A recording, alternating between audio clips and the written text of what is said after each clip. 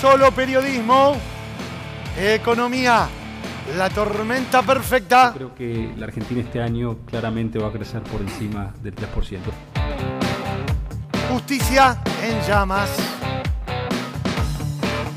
Aquí mismo los trabajadores denuncian condiciones inhóspitas y que en caso de una emergencia esto es una bomba de tiempo. Te lo contamos acá, en Solo Periodismo.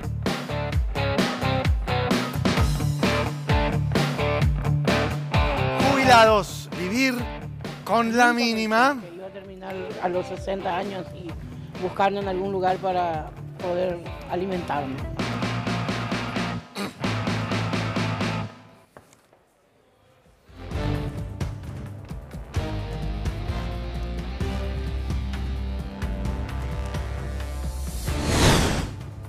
Muy buenas noches, tengan todos ustedes.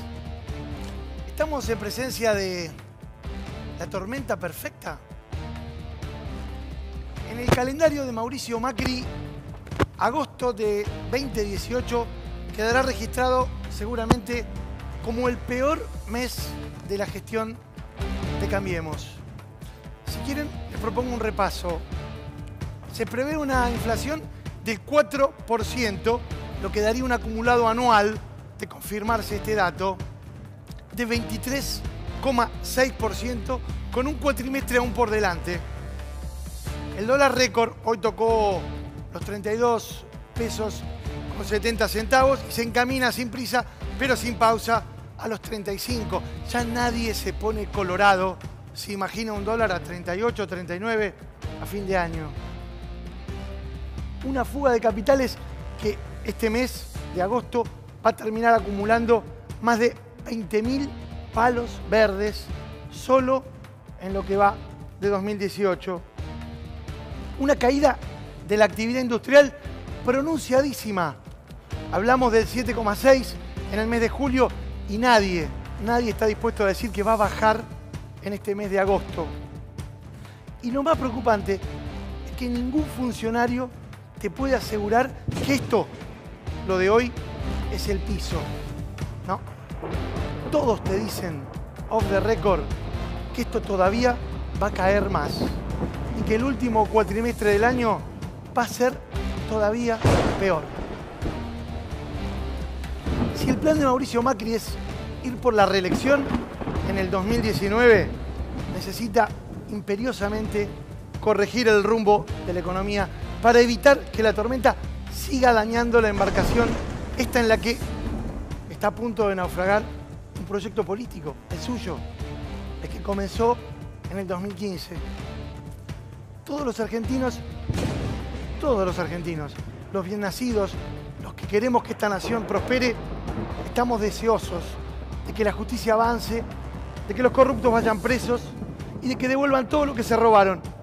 Pero la gente no se alimenta ni paga la cuenta de la luz con expedientes judiciales, ni con imágenes de bóvedas o de allanamientos. Necesita una economía que dé señales de vida y un capitán del barco que asuma su rol antes de que la tormenta se cargue al barquito.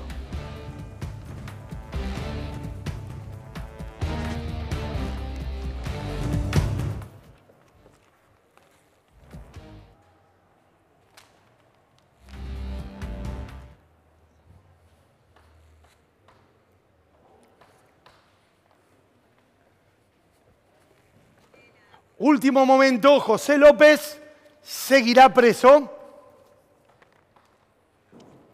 El tribunal rechazó el pedido de excarcelación.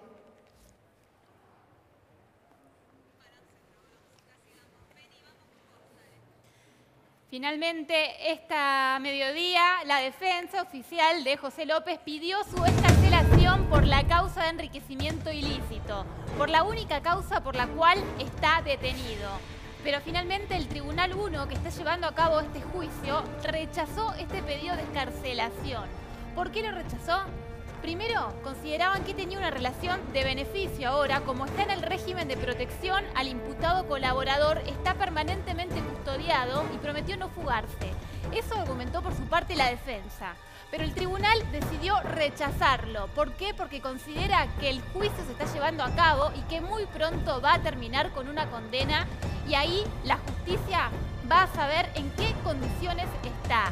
Que este sistema, por más que esté bajo este régimen de imputado colaborador, no garantiza nada. Hay que terminar el juicio para ver cuál es su decisión y ahí se van a unificar las penas, porque además tiene otra condena también por la aportación de arma ilegal. Tenía una carabina cuando lo encontraron en el convento aquella noche que estaba trasladando bolsos con 9 millones de dólares. La excarcelación de López rechazada. Y hablábamos, Mauro, lo decías vos en tu editorial, de la tormenta perfecta. A la gente no le alcanza y no tiene nada que ver los expedientes judiciales con lo que está sufriendo. Los más golpeados son los pequeños comerciantes que tratan de seguir trabajando para ganarse el mango, para que alcance la plata. Cami Barral está con uno de ellos sufriendo esta tormenta, como le definió el propio presidente Mauricio Macri. Cami, estás al aire. Buenas noches. Muy buenas noches, Sofi. Muy buenas noches a todos en el piso. En este momento nos encontramos con Camilo Alan. Él es presidente de la Asociación Palermo Viejo. En este momento los está escuchando. Buenas noches, Camilo. Hola, buenas noches, Camila. Gracias por venir a entrevistarme. Y el piso, lo que necesiten. Estamos en un momento muy difícil, las pymes, pasando momentos tremendos por las cargas sociales, los aumentos de la luz, el gas, el agua, los impuestos imposibles que hay. ¿Cómo? La gente no le alcanza la plata para consumir y bueno, nosotros estamos pues... Sí, te escucho. No, le preguntábamos cómo impactó de lleno, te escucho. cómo impactó la crisis en concreto en su actividad. ¿Cuál es? ¿Usted tiene un negocio de qué? Cuéntenos. Textil. Soy textil. Yo soy textil, pero no solamente los textiles estamos mal, están mal los gastronómicos, los marroquineros, los zapateros. Camilo. Está mal toda la gente. Acá no es un problema ya del rubro. Sí, No, te lógico, escucho. pero queremos saber cómo es el día a día Te en escucho. tu propio comercio. ¿Cómo es trabajar en la industria textil, en un negocio de ropa, imagino, sin que la gente, por ejemplo, vaya a comprar y los comercios están siempre a punto de cerrar con esta tormenta de Cambiemos? Mira, lamentablemente gente como yo que tengo 74 años trato de aguantar lo que más pueda, porque yo tengo familia, tengo nietos, tengo hijos, tengo mi mamá que todavía vive 101 años, que darle de comer, empleados que tengo que darle de comer y seguiremos aguantando hasta que reventemos. No me deprimo, sigo luchando porque he pasado bastantes tormentas, como dijo acá el amigo lo que escribió al principio. Bueno, el tema de los bolsos y lo que es el juicio y todo eso, que corra por un lado, pero que el gobierno piense en nosotros, que estamos pasando momentos muy difíciles para poder seguir subsistiendo. ¿Cuánto le La bajó? pyme es el generador de trabajo, Sí, claro. y es el Eso lo sabemos generador claramente. de empleos, pero, Pero le pregunto una cosa que es sí, central. pero lamentablemente ¿Cuánto le bajó a usted la venta? nosotros, ¿Cuánto le bajó la venta? ¿Cuánto?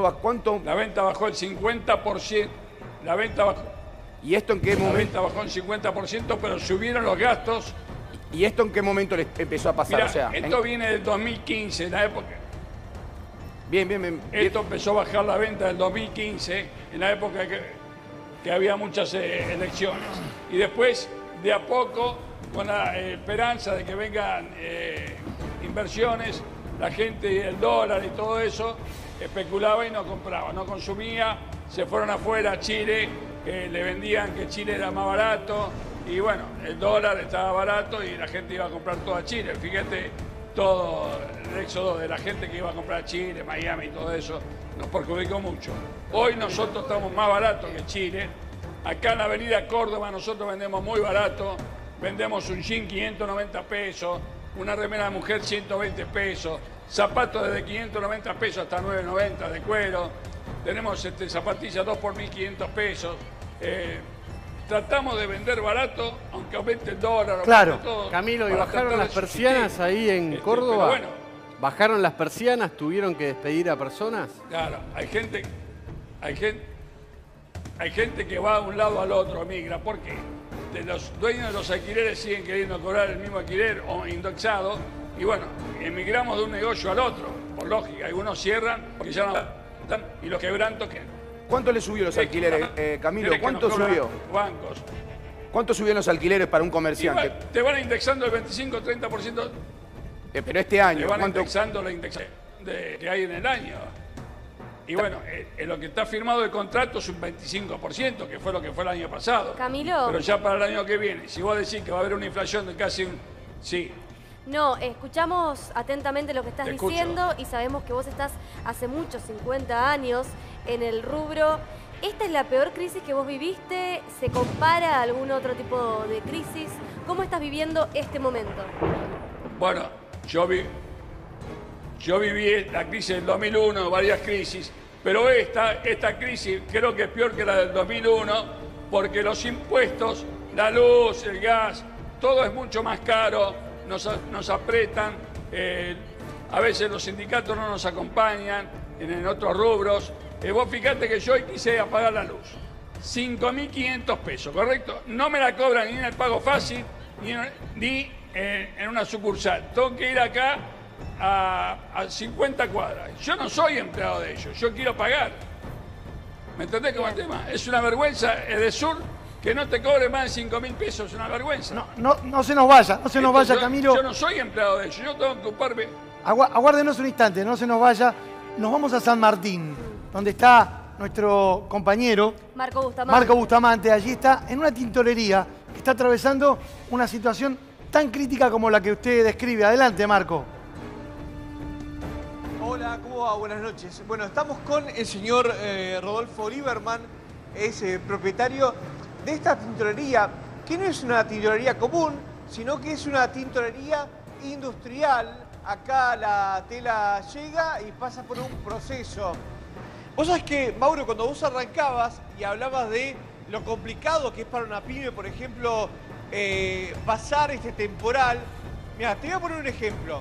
Esta máquina tiene un año. Ahora Rodolfo lo va a poder contar mejor que yo. Esta máquina tiene un año. Cuando esta empresa lo compró a $1 a 16 pesos y con una tasa del 14%. Hoy el dólar está a 30 y las tasas están casi a 40%. Esa es la realidad que tienen que pasar las pymes. Sumado a eso, el tema del dólar, también está todo lo que es luz, agua y gas. Rodolfo, gracias por estar con nosotros. Sí, como le decía, hoy sería imposible hacer esta inversión.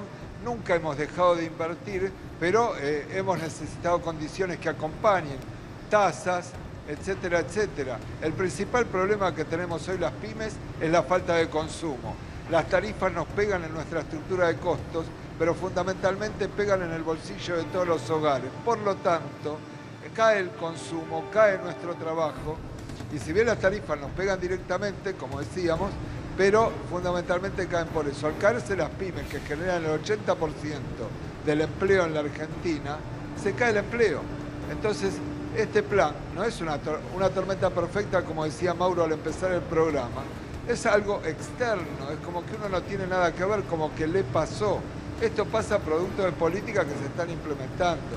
APYME, Asamblea de Pequeños y Medianos Empresarios, tiene propuestas, hemos planteado, hemos pedido audiencias, queremos para todos los sectores de la industria, para todas las mesas sectoriales que existen, tenemos propuestas. Y no nos escuchan, simplemente no nos escuchan.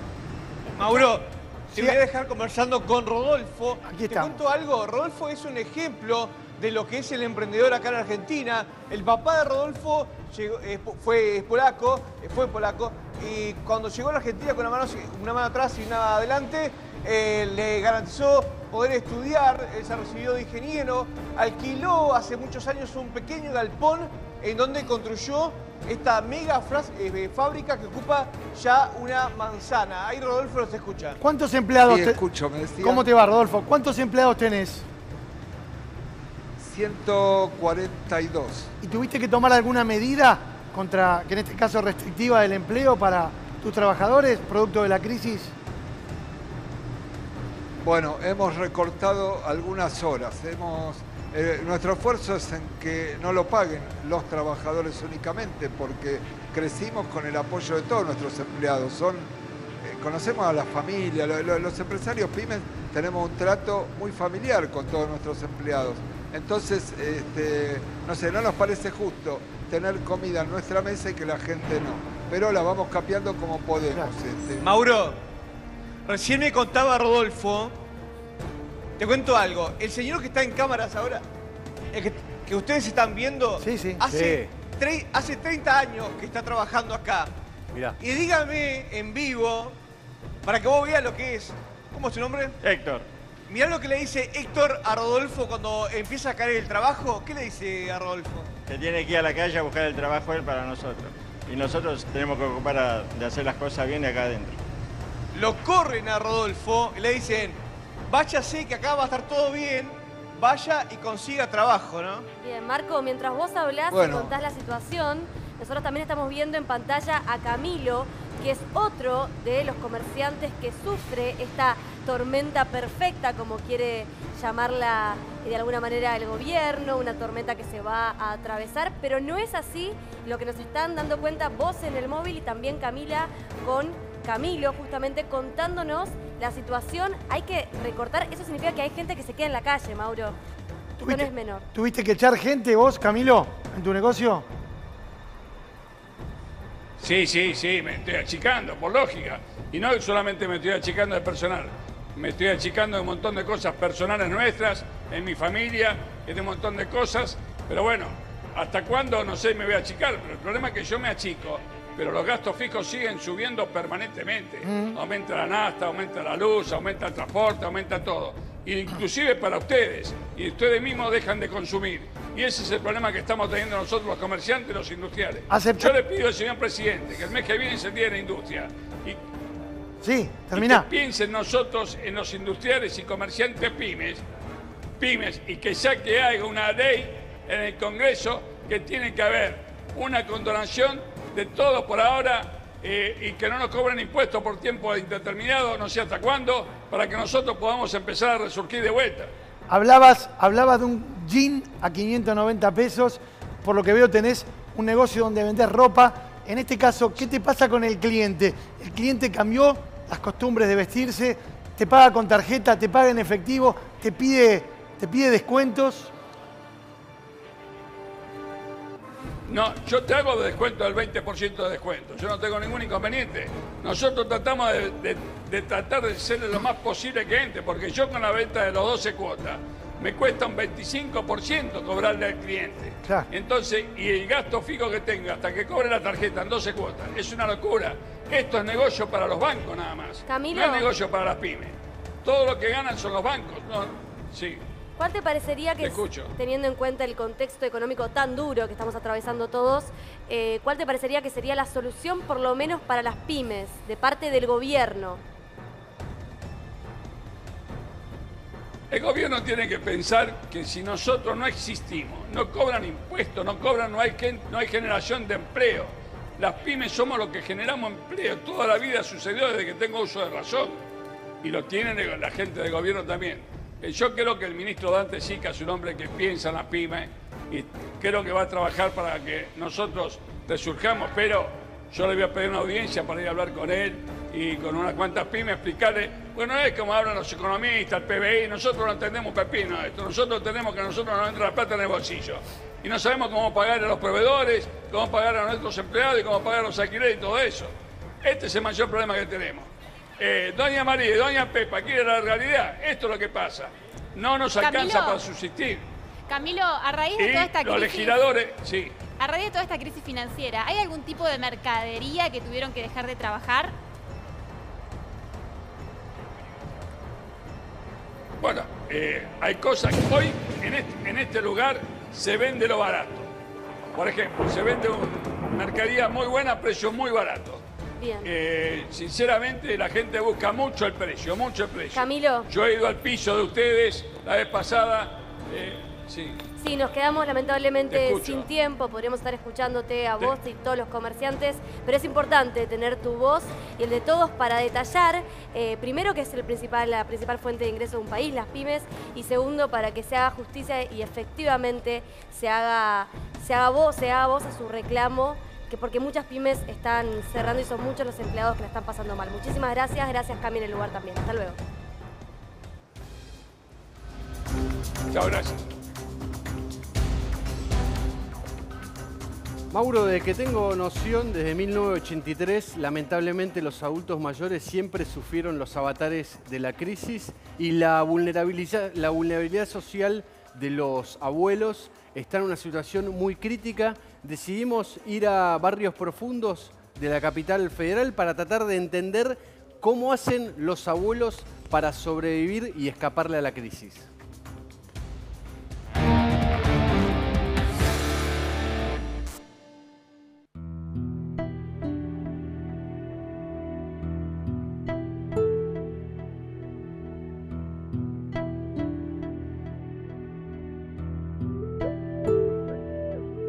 Contame, ¿cuál es la realidad de los abuelos en este lugar? Mira, ellos, la mayoría, laburaron más de 30 años de su vida y hoy no les alcanza con lo que reciben a través de esa jubilación, a pesar de que laburaron duro, se deterioran mucho más rápido porque los trabajos que hacen tienen que ver con el esfuerzo físico. Son albañiles, son pintores, laburan en el frío, en el calor, muchas horas. Nosotros a ver la necesidad de ellos y también pensando en nuestro futuro, ¿no? Decidimos armar este espacio del 2013, que ya hace 5 años. Un espacio que lo llevamos a pulmón con las compañeras, sin recibir ningún subsidio de ningún tipo, sin ninguna ayuda estatal. Nosotros le cocinamos 2 veces a la semana porque no nos alcanza más que para eso. Y la verdad que ellos son muy agradecidos con nosotros. Y estoy muy contenta con esta gente, con este comedor, porque ellos me recibieron y me dan el ayuda. ¿Y cómo hace para sobrevivir sin jubilación? ¿Y sabes cómo hago? A la mañana salgo y encuentro los diarios, la revista, agarro y llevo y vendo por kilo. Y ahí tengo mi platita, así soy. ¿Y qué edad tiene usted? 79 años. ¿Y sigue trabajando? Sí, y soy orgullosa. Me jubilé y tuve 10 años sin trabajar. 10 años sin laburo. Sin laburo. Y estoy agradecido lo que hacen ellos por todo. No hay palabra, para mí no hay palabra lo que hacen ellos. Eso hay que agradecerlo muchísimo. Pone su sacrificio. Nunca pensé que iba a terminar a los 60 años y buscando en algún lugar para poder alimentarme. Porque trabajé los 9 años toda mi vida. En ningún lado me da trabajo ni aunque vaya a golpear puertas. Porque a esta edad somos descartables ya. En el trabajo no te dejan para nada. Mira que a los 45 capaz que sí todavía. Pero pasando esa edad ya no te dan trabajo. Es muy difícil la situación nuestra. Y no solamente soy yo, somos muchas abuelas. Muchas abuelas que no tienen aporte, no tienen jubilación y si no van a los comedores, ¿qué hacen? Y no comen, sí, y tienen que andar por ahí pidiendo en las paradas, no sé, en las calles. Yo he visto gente que piden. En ningún lado me da trabajo ni aunque vaya a golpear puertas. Porque a esta edad somos descartables ya. Es difícil, me imagino, para un abuelo venir a pedir comida, digamos. Es difícil porque toda su vida trabajaron y pensaron que, bueno, al jubilarse o a llegar a esta edad iban a estar cómodos con lo que le podía llegar a entrar en su economía, ¿no? Y la verdad que no es así. Es muy triste porque vos lo ves que no les alcanza, que vienen al comedor y están dependiendo del comedor. Y son muchos años de aportar, muchos años de pensar en una vida mejor y sin embargo estamos peor. Es muy triste porque vos lo ves que no les alcanza. En ningún lado me da trabajo ni aunque vaya a golpear puertas. Porque a esta edad somos descartables ya.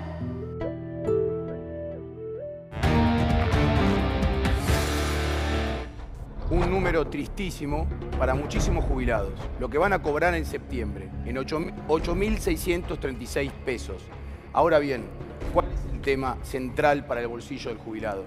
Que con la devaluación y en caso de que el gobierno lleve adelante lo que está haciendo, que es un ajuste de las jubilaciones a través de un proyecto de una jubilación mínima por invalidez, por jubilación, por invalidez además, la jubilación pasaría de 8.636 a menos de 7.000 pesos, 6.910. ¿Esto es así, Cristian? Es así. En realidad, 8.636, que es el aumento de septiembre, porque esto todavía no lo cobraron, lo van a percibir 3,5 millones de jubilados. Lo que quiere hacer el gobierno es, en primer lugar, quitar las moratorias previsionales que esos 3,5 millones de jubilados van a tener ingresos cero, porque si eso llegara a pasar, que va a ser un disparate, es un disparate jurídico, pero lo que quieren hacer es hacer una pensión universal de adulto mayor que ellos mismos crearon, este gobierno creó, del 70% de una jubilación mínima. Eso provoca más denigración social. O sea, este número sería que empezarían a cobrar en caso de los jubilados que ingresaron a la moratoria ahora empiecen a salir de la moratoria y cobrar esta pensión. Claro, en realidad lo que quieren hacer es revisar las moratorias y aniquilar todo el sistema previsional genuino o incorporarlos después en un sistema de pensión universal al adulto mayor con un 70% del ingreso de una jubilación mínima. Eso va a provocar un desequilibrio social. Eso es claro. ¿Cuánto es la canasta de un jubilado? ¿Cuánto gasta un jubilado por mes para vivir? Según la Defensoría de la Tercera Edad, 21.127 pesos fue calculado en el mes de agosto. Ahora, 7 de cada 10 jubilados no llegan a cubrir esa canasta básica, por ende, el 70% de los adultos mayores son pobres. Eso quiere decir que en caso de que los jubilados empiecen a cobrar esto, hay que recordarlo, los jubilados que ingresaron a la moratoria están con un 70% abajo de la canasta que necesitarían para vivir humanamente, perfecto, digamos. Pero esto es más. Cuando yo te digo 70% de los adultos mayores son pobres, los de la pensión universal al adulto mayor son indigentes. Por ende hay un 6 o un 7% de indigentes. Tenemos 300.000 argentinos que están cobrando menos de una jubilación mínima, que son los beneficiarios de renta vitalicia. Aclaremos quiénes son. Los de la FJP, los que quedaron atrapados en la FJP, hay 300.000 argentinos que hoy cobran 500.000 pesos por mes, o sea, menos que este número. Y otros 70.000, 80.000 beneficiarios de la PUAM, la Pensión Universal de Adulto Mayor, que cobran el 80% de la jubilación mínima.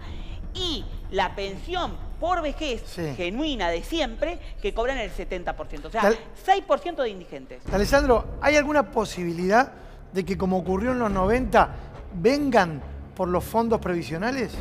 10 a 10, sí, claro que sí. Y se los digo con contundencia. ¿Por qué? A ver, el caminito es este. Tenemos un fondo de garantía de sustentabilidad, que es el fondo de todos los trabajadores y los jubilados. Con la excusa de que la plata y que lo quieren poner a despilfarrar el fondo y pagar los gastos corrientes, es decir, jubilaciones y pensiones, se van a quedar sin plata. ¿Por qué? Porque el ahorro es finito, la plata se agota. Y los gastos corrientes, o sea, el pago de jubilaciones y pensiones, siempre va a seguir. Por ende, se van a quedar sin el fondo, sin la reserva de todos nosotros, y con esa excusa vienen por las AFJP. Ahora bien, vamos a poner lo que están diciendo, que quieren revisar o aniquilar el sistema previsional argentino sobre las moratorias. Esto es un hueso para ver ¿qué gana el gobierno con todo esto?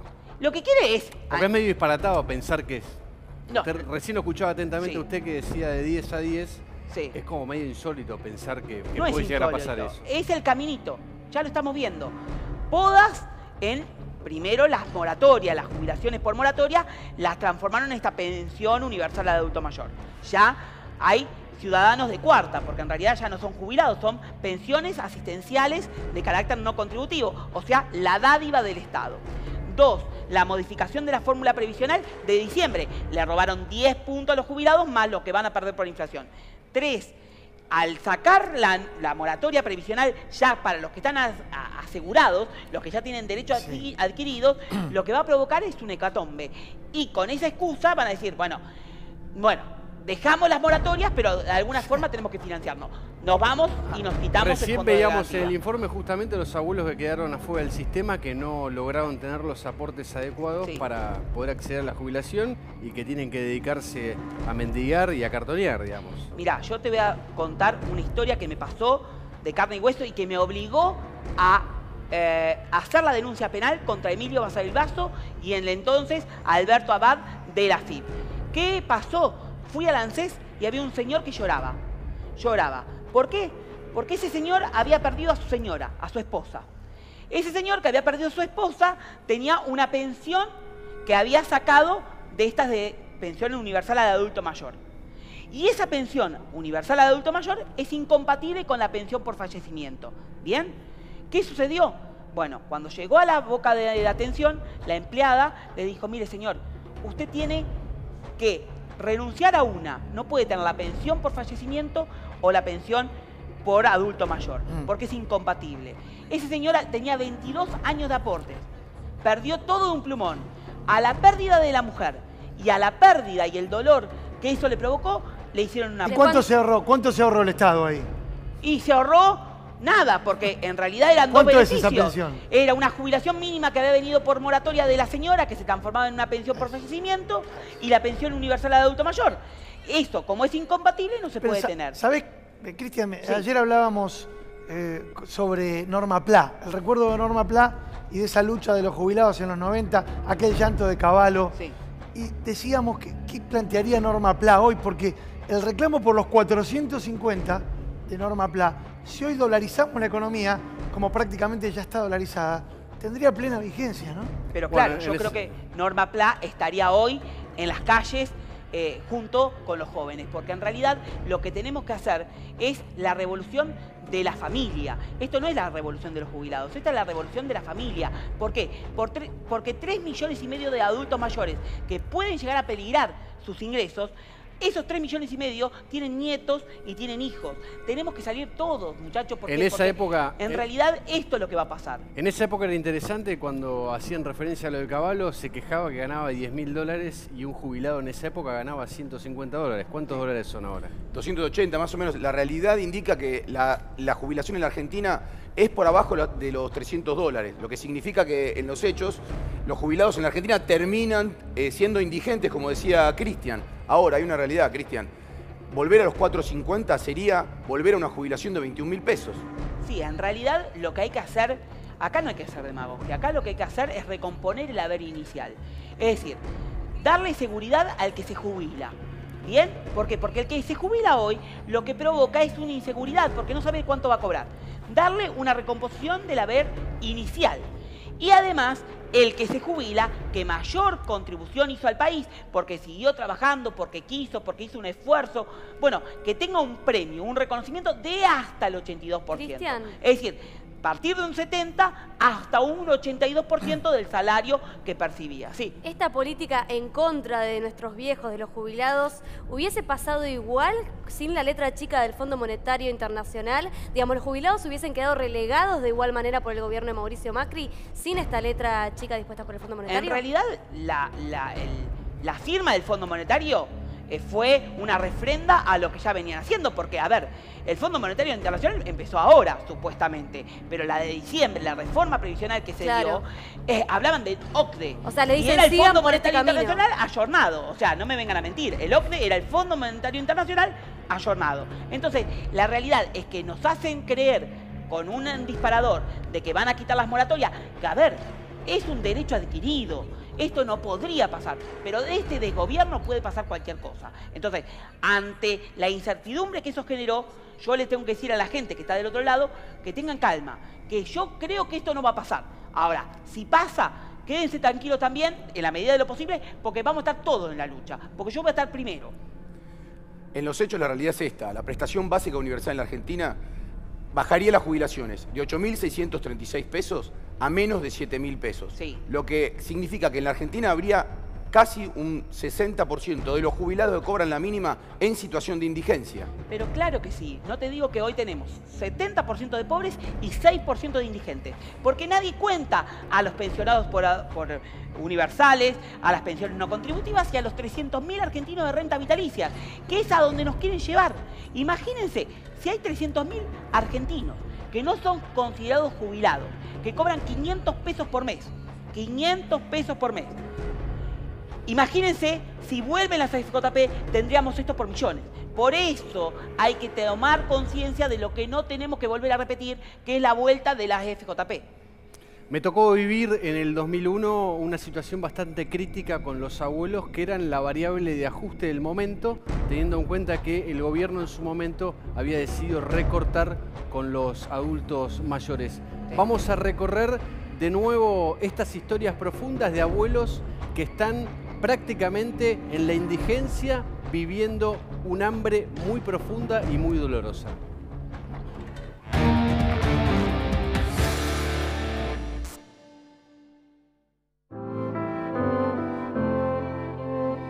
Para los jubilados hay algo peor que la inflación. Los avatares económicos siempre tienen las mismas víctimas. La crisis golpea profundo a los sectores más humildes y sobre todo a los adultos mayores. La inflación de los jubilados.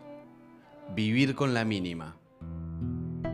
En principio, la relación entre los abuelos y las compañeras se fue construyendo. Están formados de una manera, nunca se organizaron y bueno, de repente caímos nosotros en su vida y ellos en nuestra vida. Y bueno, y la lucha de nosotros es esa, poder tener un espacio propio, reconocido, un espacio de abuelo, porque nosotros al no tener título de propiedad en el barrio, que también es una falencia por la falta de urbanización, no nos reconocen. Así que nosotros no tenemos subsidios. Nosotros esto lo compartimos de lo que viene para los compañeros, del comedor de los compañeros. Entonces compartimos con ellos. Y por ahí al principio, viste, y teníamos que ajustar un poco y bueno, y los abuelos no pueden llevar la misma cantidad que llevan los compañeros, porque las compañeras tienen 6, 7 hijos. Claro. Y poder relacionarnos con ellos, ¿no? Es decir, che, ¿por qué la compañera lleva un poco más y nosotros no? Y se enojaban un poco ahí hasta que... Entendieron bueno, que había para todos. Y la verdad que bueno, yo siempre digo que los abuelos y los niños son uno de los más abandonados en la sociedad, particularmente en la comunidad que nosotros vivimos. Nuestros abuelos padecen de otras cosas que por ahí el resto de la ciudad no. Que los abuelos y los niños son uno de los más abandonados en la sociedad. Y yo estoy acá porque necesito, porque yo también soy jubilada, mi marido también es jubilado, pero estamos enfermos. Yo antes, hace 6 años que dejé de trabajar porque me sacaron un riñón y no puedo trabajar. Pero a mí me gustaría ir a trabajar porque me gusta tener plata en el monedero. Ahora no lo tengo. ¿Tienes jubilación? Sí. Ahora somos 2 viejos que no valemos nada porque... Ahora somos 2 viejos que no valemos nada. Acá tenemos la comida, lo que nos da para nosotros poder... Como no comemos mucho, lo que nos dan los alcanza. ¿Y si no estuviera el comedor, y bueno, qué harían? Recurría a mis hijos, porque tengo 8 hijos. Claro. Pero también ellos tienen su familia. Y llegar al comedor como toda persona acá por la necesidad. Que no aumento tanto las cosas porque mucha miseria hay. Ahora con aumento tras aumento hay mucha pobreza. Está peor que antes ahora. Es demasiada la pobreza que hay. La plata no le da, alcanza a nadie. La plata no le da, alcanza a nadie. A mí me gustaría que el proyecto este se concrete, que nuestros abuelos son reales, que bueno, que el día de mañana sea un espacio no de necesidad, sino un espacio donde ellos se encuentren, donde ellos charlen, porque ellos se juntan cuando vienen a retirar la comida y bueno, y ahí se genera un vínculo también entre ellos. La plata no le da, alcanza a nadie. Que los abuelos y los niños son uno de los más abandonados en la sociedad. Ahora somos 2 viejos que no valemos nada.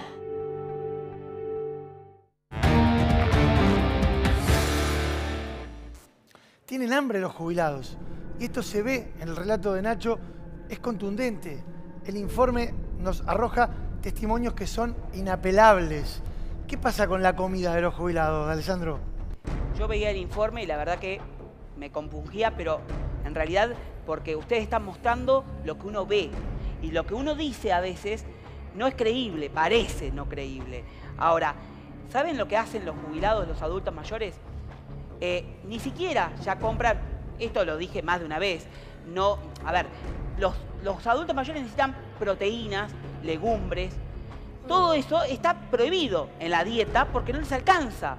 Entonces compran carcasa de pollo, cogote, alitas y hacen un guiso, un estofado, lo que puedan en ese momento cocinar. Estiran la comida, es decir, no comen en horario. A lo mejor comen a las 3, 4 de la tarde, después se toman una taza de mate cocido o con pan, y así transcurre el día. Y la realidad es que cuando, y yo les voy a decir una cosa de lo que va a pasar y lo que está pasando. Sí. El PAMI entrega unos bolsones de comida, un día se los voy a traer. Y ustedes hagan un informe. Yo me comprometo, si puedo, les traigo la bolsa.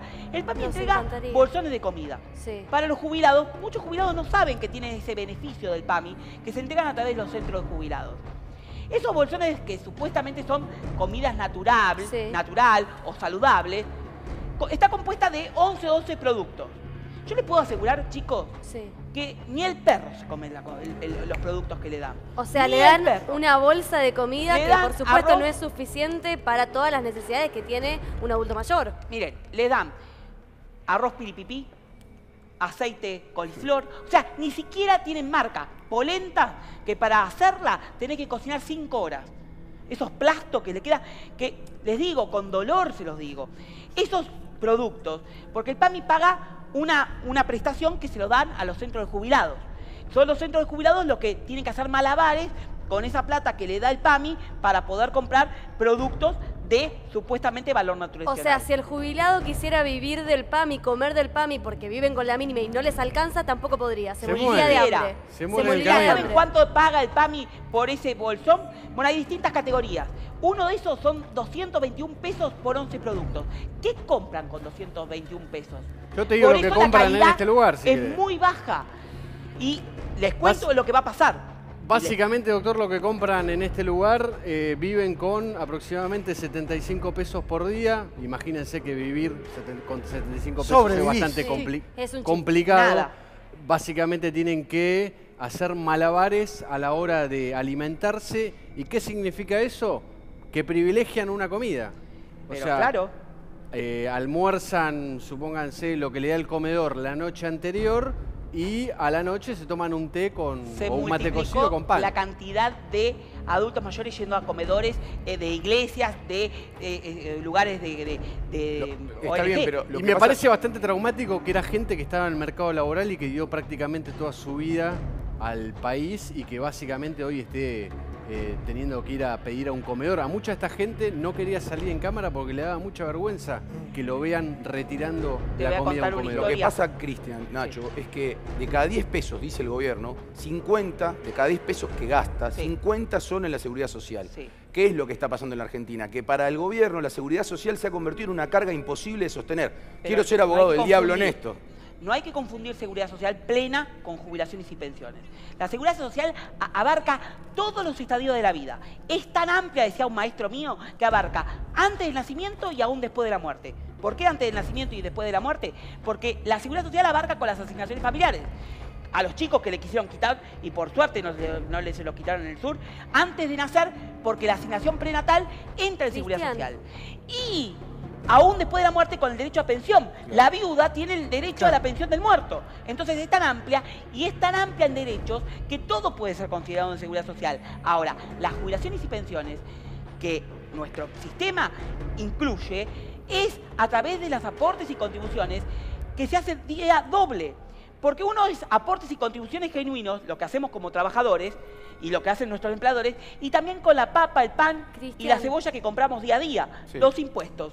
Entonces, realmente cuando le quieren quitar o dicen que le quieren quitar a la ama de casa ese beneficio previsional, no saben que esta señora lo hizo al aporte durante toda su vida porque compró el pan, la papa y la manteca.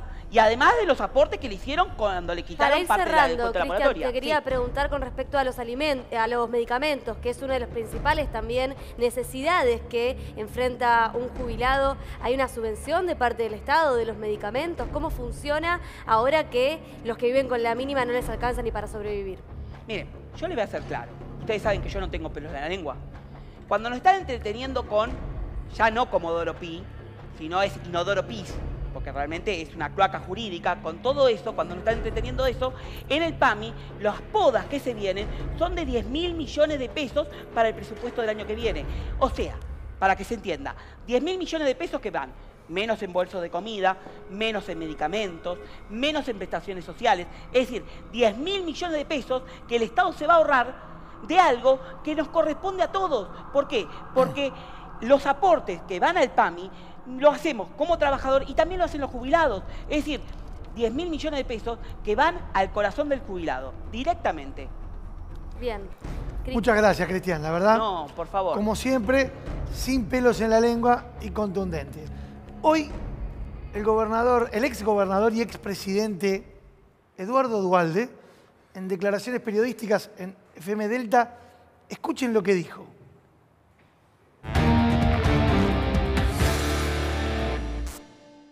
Estoy ahora trabajando también con temas que me preocupan por el país. Los llamo, me responden, conversamos, a veces están de acuerdo, a veces no, pero mi tarea es esa, ¿no? Mi tarea es estar atento, porque tengo muchísima experiencia, la quiero aportar. ¿Qué le diría al presidente Macri si lo llamara para tomar un café? Te llama y te dice, Eduardo, ¿podrá venir a Olivo a tomarse un café? Primero, Sí, iría. Prepárate unos mates, le digo. Café no mate.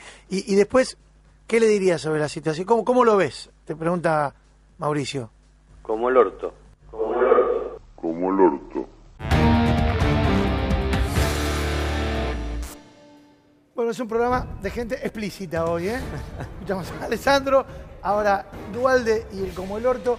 Y hoy te mandaste, ¿cómo te va, Agustín? ¿Qué tal, Mauro? ¿Cómo andás? Hoy te mandaste también una confesión así media escatológica. Sí, en realidad... En tu red social, en tu Twitter. Sí, la frase textual terminó con se está yendo toda la mierda. Bien. A ver, sí, estamos todos muy No fue muy técnico, pero algunos datos aportábamos hoy. Claro, lo que pasa es que, ¿sabés qué? Digo, a veces te encontrás con que ya cuesta, no hay más forma de transmitirlo. Digo, a ver, desde que este gobierno asumió, desde el día 1, que vengo explicando que cada una de las medidas de política económica que se están tomando conducían a la economía a una situación de mayor vulnerabilidad, mayor fragilidad, que nos iban a llevar a una lógica como tuvimos hacia fines de la década del 90, donde cualquier problema en el otro extremo del mundo te empuja a una crisis terminal en Argentina, que debilitaban el mercado interno, que iban a pegarle al poder adquisitivo de los salarios, que eso iba a ir a una recesión, a una inflación que se iba a disparar porque el propio gobierno generaba inflación de costos, que la timba financiera iba a llevar a tasas de interés cada vez más altas, un combo que se tornaba explosivo.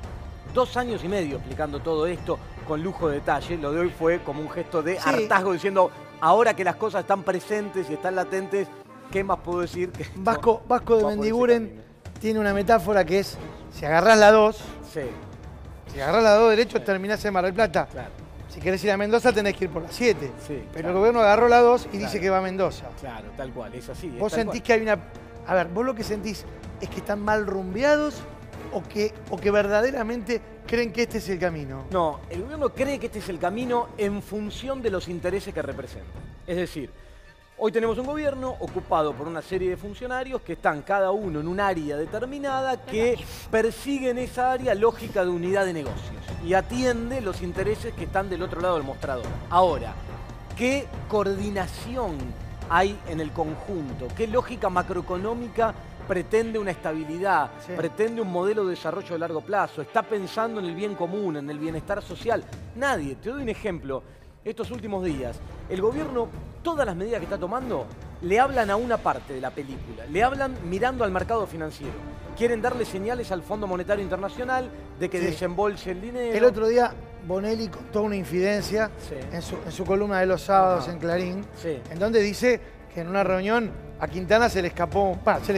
Es lo que le quieren decir a los inversores y al Fondo Monetario. Claro, que lo que le quieren decir es que las cuestiones que ven con buenos ojos, por ejemplo, bajamos el poder adquisitivo de los salarios, bajaron los salarios reales. Lo que pasa que dice, no lo podemos decir hacia adentro, pero ese fue un objetivo buscado desde el día 1 por parte del gobierno. Mirá, hablando de lo que dijo el gobierno a lo largo de estos 2 años y medio de gestión en materia económica, mirá lo que dijo que iba a hacer y comparémoslo con la realidad.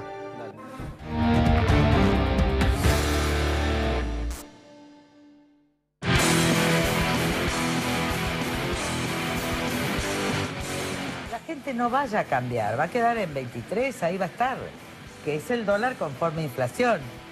Y esto es lo mejor que nos puede pasar, porque si no nos pasa lo de Cavallo, que teníamos un dólar baratísimo y de repente quebraron todas las industrias. Entonces este reacomodamiento no es malo si no se excede. Y el Banco Central tiene que dejar de emitir. Yo estoy tranquilísima y ustedes saben que si estuviera preocupada, yo les diría.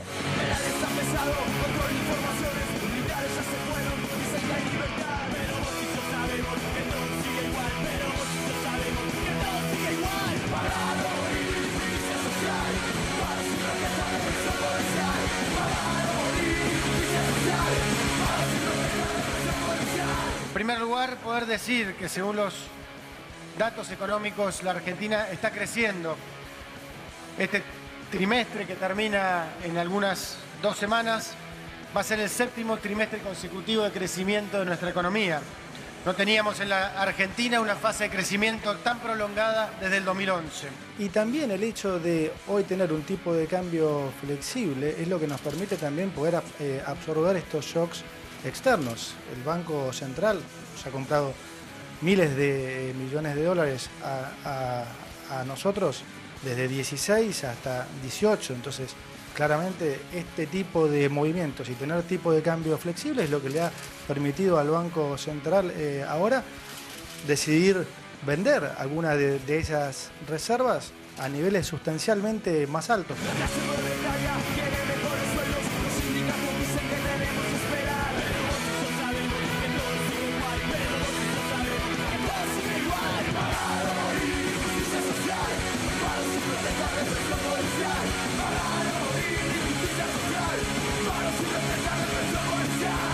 Y en 2018 se está sumando un nuevo actor a las posibilidades de crecimiento de la Argentina, que son las exportaciones. Las exportaciones este año van a crecer, muy traccionadas por lo que está ocurriendo con las manufacturas de origen industrial, que vienen mostrando un desempeño muy favorable. Este año además van a estar muy ayudadas por la recuperación de la economía brasileña, que es muy importante para la Argentina. Así que yo creo que la Argentina este año claramente va a crecer por encima del 3%. No, la inflación es la demostración de tu incapacidad para gobernar. En mi presidencia la inflación no va a ser un tema, no va a ser un desafío. El desafío va a ser conseguirle trabajo a la gente. Estamos bajando la inflación. El año pasado fue más baja que en el 2016 y este año será más baja que en el 2017. El año que viene también seguirá bajando y será más baja que este año, y así se seguirá manteniendo el camino de reducción y eliminación de la inflación de la ecuación económica argentina.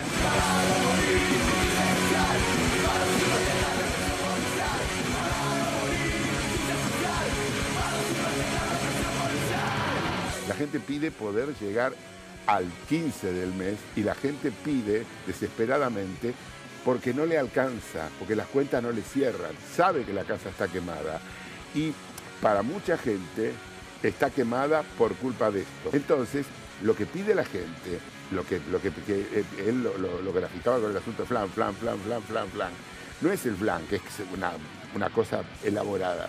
Pide poder llegar a fin de mes y pide poder comprar un remedio si el nene se enferma o si la vieja se enferma.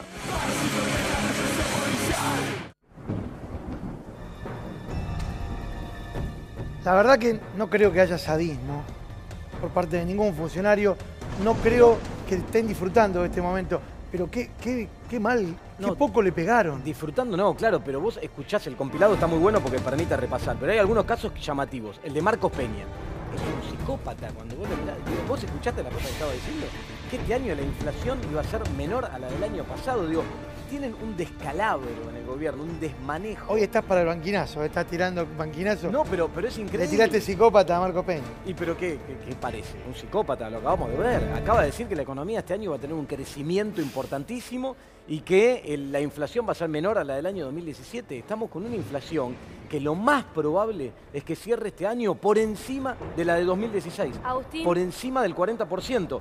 Con lo que en el 2016 implicó la gran devaluación, el desarme del famoso cepo, que hizo que salten los precios. Todo el costo de lo que supuestamente era la economía tóxica que había dejado Terrible. el kirchnerismo. Y una cosita chiquita nomás, digo, que recién escuchaba que hablaban de los jubilados. El aumento que mostraban va a implicar que en el mes de septiembre los jubilados tengan un aumento del 19,6%, una cosa así, anualizado. La inflación para septiembre, hoy por hoy, es 31% los últimos 12 meses. Para septiembre va a ser 35-36, ponele en el mejor de los casos. Es decir, que van a tener una pérdida de poder adquisitivo de 15 puntos.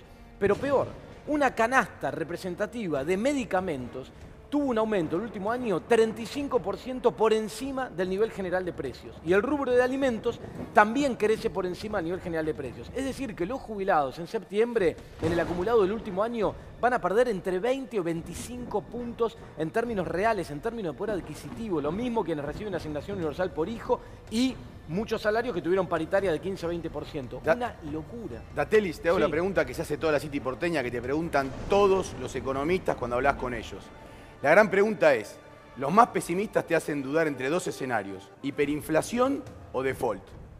Mirá, es complejo. Primero yo creo que el escenario más probable es el de una hiperinflación o una inflación muy alta, pero no te descarta terminar en un default. Te explico por qué.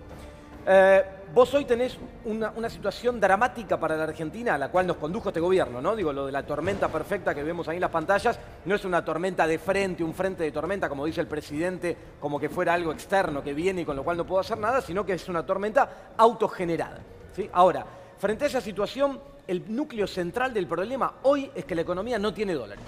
No tiene dólares y no genera los dólares necesarios para los requerimientos que tenés de acá a fin de año y al año que viene. Bueno, van a entrar 3.000 millones, parece, ¿no? Sí, nada, no haces nada. Vos fíjate, entre ayer y hoy se fueron 410 millones de dólares. Hoy, Hacé la Mauro, cuenta de cuánto te duran 3.000, nada, y que aparte se van en concepto de fuga.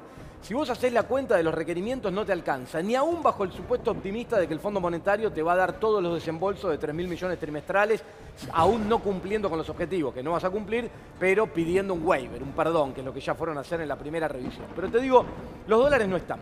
Con lo cual, si vos no tenés forma de financiar el déficit externo, el déficit comercial, turismo, fuga de capitales, no tenés forma de financiarlo, lo tenés que cerrar.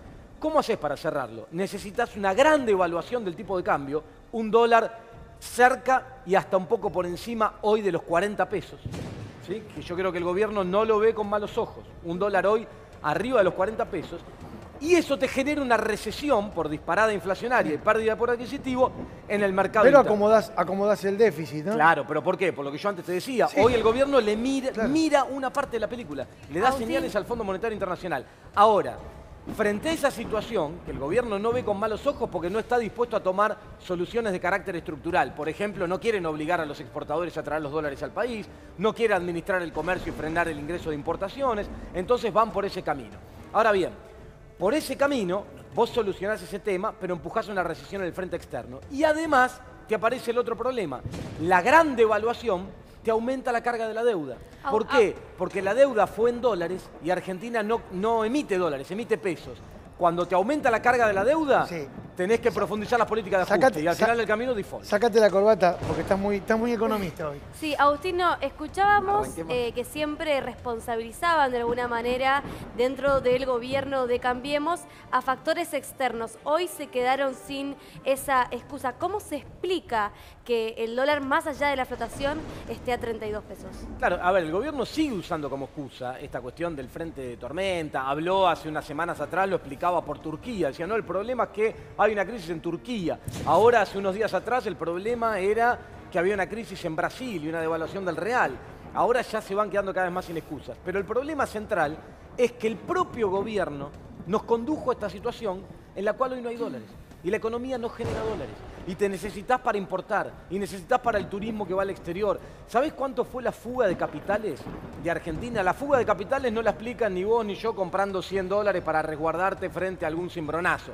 La explican los grandes fondos, los grandes inversores especulativos que están ahí operando en ese mercado. ¿Sabés cuánto fue desde que asumió el gobierno hasta ahora? 52.500 millones de dólares. Más que lo que se le fue a pedir al Fondo Monetario Internacional. Entonces, si una economía se endeuda a tasas altas, pierde la confianza, las tasas van creciendo, que es esto de la suba del riesgo país, y hacen que refinanciar esa deuda sea cada vez más caro.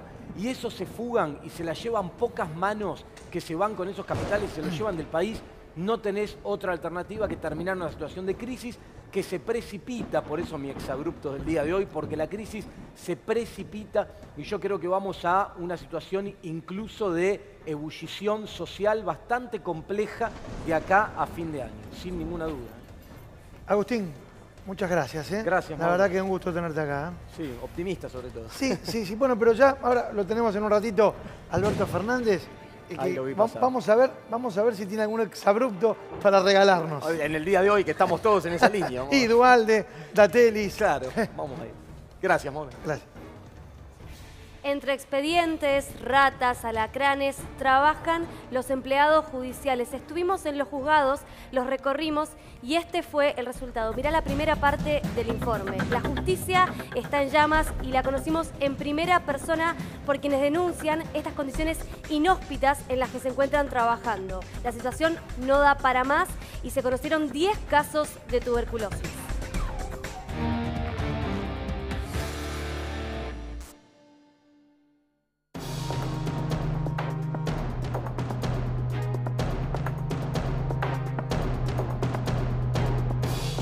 Enfrente del Palacio de Justicia en los tribunales.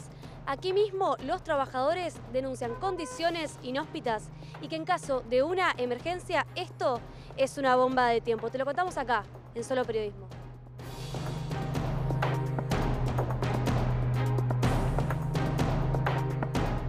La precariedad de la terraza donde la Corte ubicó al juzgado civil 11. El tubo que tiene la calefacción del radiador. Eso tira el viento, ¿entendés? Eso te quema.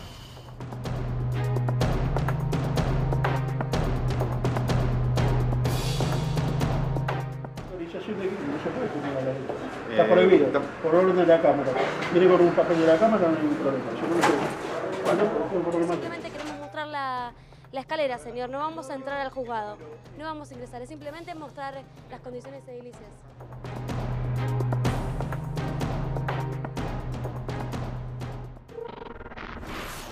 Este es el edificio de Talcahuano 490.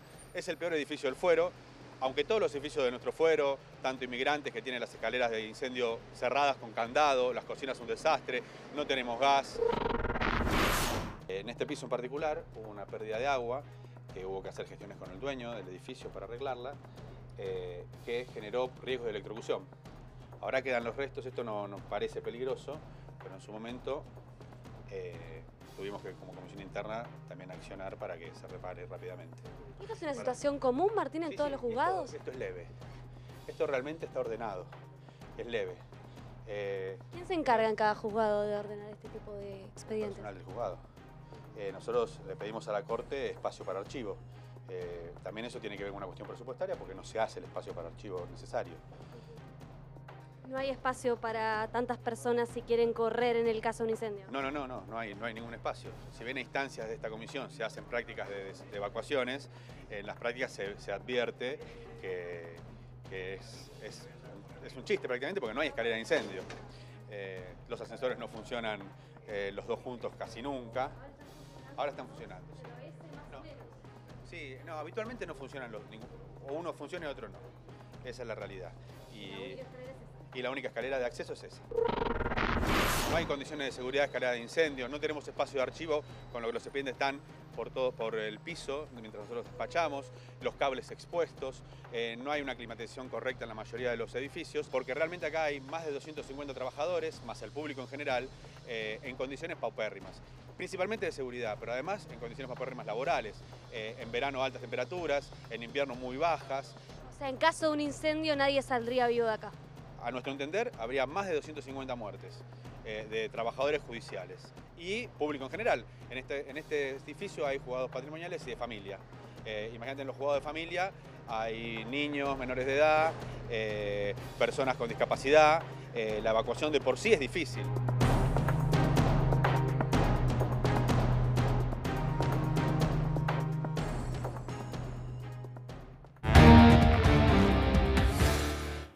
Hay una segunda parte de este informe que en un rato vamos a ver todos porque realmente nos preocupa mucho el estado de la justicia. Está con nosotros ya Alberto Fernández, para charlar también un rato sobre esta realidad que nos toca vivir.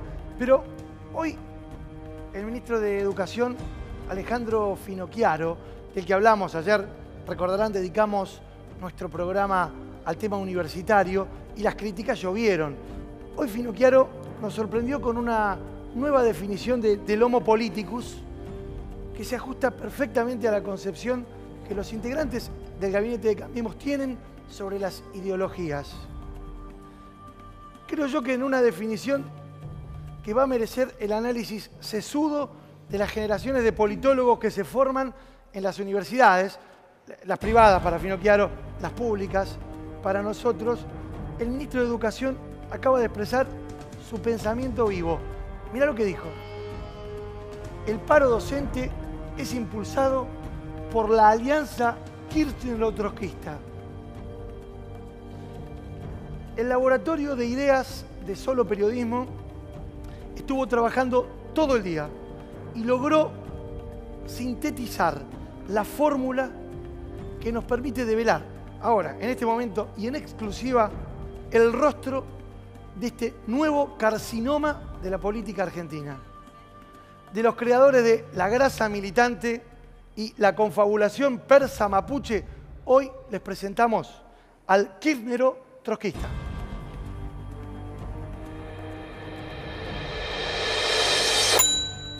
Ahí está. Este es el personaje al que le apuntó Alejandro Finocchiaro. Vamos de vuelta.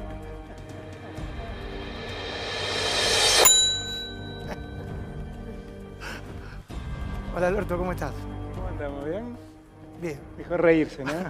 Vos lo conocías muy bien a Néstor. Sí, sí. ¿Qué tenía de trosco, Néstor? No, poco, nada, absolutamente nada. Sí, por trotskismo se entiende una ideología que permanentemente promueve la convulsión social como método de cambio, ¿no?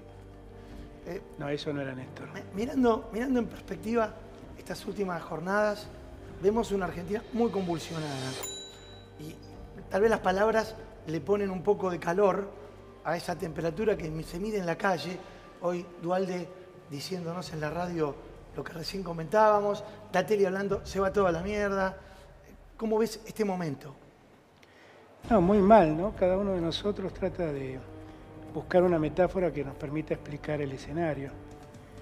Yo tengo la imagen que la vengo repitiendo hace tiempo, porque cuando hace un par de semanas atrás me plantearon qué era lo que yo veía como la mayor dificultad de la economía argentina, yo decía que el mayor problema que yo veía era el default. O sea, la Argentina va camino al default. Porque la deuda que se ha tomado es altísima, porque las obligaciones que se han tomado son muchas, y porque la Argentina hoy en materia de exportaciones recibe 28.000 millones de dólares menos que en el 2015. Entonces no sé con qué van a pagar. ¿Cómo se metieron en este brete? ¿Qué nivel de inconsciencia han tenido para meternos en este brete? Y yo digo que la impresión que yo tengo es que el gobierno de Macri se lanzó por el tobogán. Ya está en el tobogán. Cuando vos te tirás por el tobogán, lo único que tenés que calcular es cómo caes. Si lográs caer parado, si caes en la arena o si te estrolás contra el cemento. Nosotros sabemos simplemente que Macri está en el tobogán. Y lo único que sabemos es que cuando vos te tirás por el tobogán, nunca volvés a la cima del tobogán. Y esto es lo que tenemos hoy como escenario de Macri. Todos esperando a ver cómo aterriza Macri. Y todo lo que uno presiente es que el aterrizaje no va a ser un aterrizaje fácil. Vos fuiste muy crítico, sobre todo del segundo gobierno de Cristina Fernández de Kirchner. Si vos mirás la foto del 2015 y ves la foto de este 2018, ¿estábamos mejor? ¿Estábamos peor? No, estábamos claramente mejor. La Argentina era el país con menos deuda del mundo. Y hoy somos el país con más riesgo de no poder pagar su deuda. No tiene comparación. Digo, aún con las críticas. No, claro, es que yo fui muy crítico. Por eso lo recuerdo perfectamente. Las críticas que yo le decía a Cristina era un déficit fiscal importante, que en total representaban más o menos 4 o 5 puntos del total, 4 o 5 puntos del PBI. Macri llevó ese déficit a 7 puntos, en algún momento a 8. El otro cuestionamiento que le hacía era el tema inflacionario. La verdad es que añoro la inflación de Cristina, a la luz de lo que estamos viviendo. El tercer elemento fue el tema del cepo. Pero irónicamente me parece que Macri va camino a tener que construir un nuevo cepo o un remedio parecido. Yo tengo la impresión... ¿Vamos camino a un cepo, decís vos? Bueno, es que no tenemos forma de parar la salida de dólares. No tenemos modo. No encuentran la manera. Hoy las reservas cayeron 450 millones de dólares. En 3 días se vendieron 1.000 millones de dólares para que el dólar valga 32,50. Pero Fernández, hay un hecho fundamental ahí. Usted estaba diciendo que en el 2003 éramos el país, 2005, 2013 éramos el país menos endeudado del mundo. 2015. Ah, 2015, bien. Pero hay un tema que es fundamental. ¿Usted no cree que lo que nos pasó, que es haber estado tanto tiempo en canje de deuda, default, etcétera, porque estuvimos en un default y todavía lo estamos, todavía no hemos cerrado el default, seguimos estando con un montón de holdouts, personas a las que no le pagamos la deuda. ¿No cree que eso nos dañó estructuralmente? No. Porque del 2003 a esta parte, la Argentina ha tenido juicios en muchísimos lugares, incluso... Los buitres. Claro, decimos. pero no solamente los fondos buitres, algunos que han accionado No, legalmente pero contra el país. No, eso es, con todo respeto, es una retórica que tiene poco que ver con la realidad. Digo, en el año 2003, la deuda en default representaba el 150% del PBI. Nosotros, merced de una quita que aceptó el 80% de los acreedores, bajamos eso y se convirtió en una deuda que representaba el 57% del PBI. Claro, pero... Quedó un remanente de alrededor de 20 puntos. Cristina, de esos 20 puntos que quedó de 20% de deuda remanente, corrigió 11 puntos. Y nos quedó un 9%, que Macri lo arregló para nada, porque el arreglo que hizo con los fondos buitres no eliminó otros juicios que estaban en danza. Claro, pero juicios tenemos de muchísimas formas. Tenemos un juicio de una empresa que compró un juicio de la familia Eskenazi contra YPF. No, pero no mezclemos las cosas. No, pero bueno, eso no tiene nada que ver con la deuda. Pero eso es parte del pasivo. No. Eso es parte del pasivo. No. Eso no, por eso terminamos mezclando todo. Esa es una discusión de acciones privadas expropiadas por el Estado. No tiene nada que ver con la deuda externa. Pero no mezclemos todo, porque si no hacemos un bodrio. No, está bien. Lo que digo es, finalmente, si yo me quedo para parangonar con el patético ejemplo de Casero, no es que se incendió la casa y pedíamos flan. Había una habitación que se estaba prendiendo fuego. El problema de Macri es que le prendió fuego a toda la casa. En vez de apagar ese incendio, incendió toda la casa. Y lo que nosotros le pedimos no es flan. Le dijimos, pará de incendiar la casa, pará de tirar nafta. O sea, la inoperancia de la gestión de Macri es magnífica. Es magnífica. Por eso yo he sido muy crítico de la gestión de Cristina, pero por muy crítico que fui, la verdad no tiene comparación con esto. No tiene comparación. Y la verdad, si la solución del default era arreglar con los buitres como arreglaron, hubiera sido mejor no arreglar, porque no llegaron inversiones, porque fijamos un punto de acuerdo para todos los juicios remanentes. Alberto, ¿usted cree, uno evalúa la campaña y las promesas incumplidas de la mayoría de funcionarios de turno y generalmente todos los días nos encontramos con muchas sorpresas? ¿Cuál es la que a usted le llamó más la atención de esas promesas que escuchó del oficialismo? No, yo debo confesar que yo honestamente creo que Macri es el presidente menos preparado que hemos tenido en la democracia. Mi abuela diría que es un hombre muy poco leído. Yo lo supe siempre esto. Nunca creí en Macri. Sabía que podía dar lo que está dando, no mucho más que esto. Por lo tanto, para mí no es una sorpresa. Yo creo que mucha gente creyó que Macri podía con su historia personal, con su familia empresaria, podía traer capitales y poner en marcha una economía que en el final de Cristina estaba muy aletargada. Pero nosotros le debemos a deber a Macri el favor de haber terminado con algunos mitos. A ver. Por ejemplo, nadie más va a decir en la Argentina que los empresarios exitosos puestos a gobernar el Estado van a ser un Estado exitoso. Los empresarios exitosos puestos a gobernar el Estado son ladrones del Estado. Es esta la realidad. Y no demos más vueltas. Alberto. Vamos a terminar con la tesis que dice, perdón, ya estoy, Sí. Lo que pasa es que me apuntan de todos lados. No, está bien. Ese es el estilo de este no, programa. está muy bien, digo. Muchos creían que los ricos llegados al poder no robaban. Los ricos llegados al poder son angurrientos y roban como cualquier ladrón. Esos mitos se han terminado con Macri. Se han terminado con Macri. Nosotros realmente vamos a recordar el gobierno de Macri como una de las peores experiencias de la democracia argentina. Y esto es inevitable. Tiene que ver con dogmas en la gestión Sturzenegger, con una formidable incapacidad en la gestión Duhovne. Duhovne es el peor ministro de Economía que yo recuerdo en la democracia. Pero lo es, ¿no? No es que yo tengo... Lo es, sus resultados son patéticos. Mirá los números nada más. ¿Eh? Mirando los números, decís vos. Claro, los resultados son patéticos. Este es el escenario que tenemos. Por eso, por muy crítico que he sido de Cristina, no es comparable con esto. No es comparable. Creo que la niña quería hacerme una pregunta. Dele, no. No, Alberto, te quería preguntar con respecto a la imagen de Cristina con los escándalos, no solo lo de los cuadernos, sino también con las otras denuncias que tiene por corrupción. Hay una parte de la población que no quiere más volver al pasado porque lo asocia con la corrupción y hay encuestas y sondeos al respecto. Cristina, ¿es opción para el 2019? Para muchísima gente lo es. Cristina es hoy la persona más votada de la Argentina. Así que ese es un dato. Después, otra de las cosas a las que Macri nos ha obligado es a tratar de determinar cuáles de esas causas que pesan sobre Cristina son reales, son inventos, son disparates. La causa del pacto con Irán es una vergüenza. La causa del dólar futuro es una vergüenza.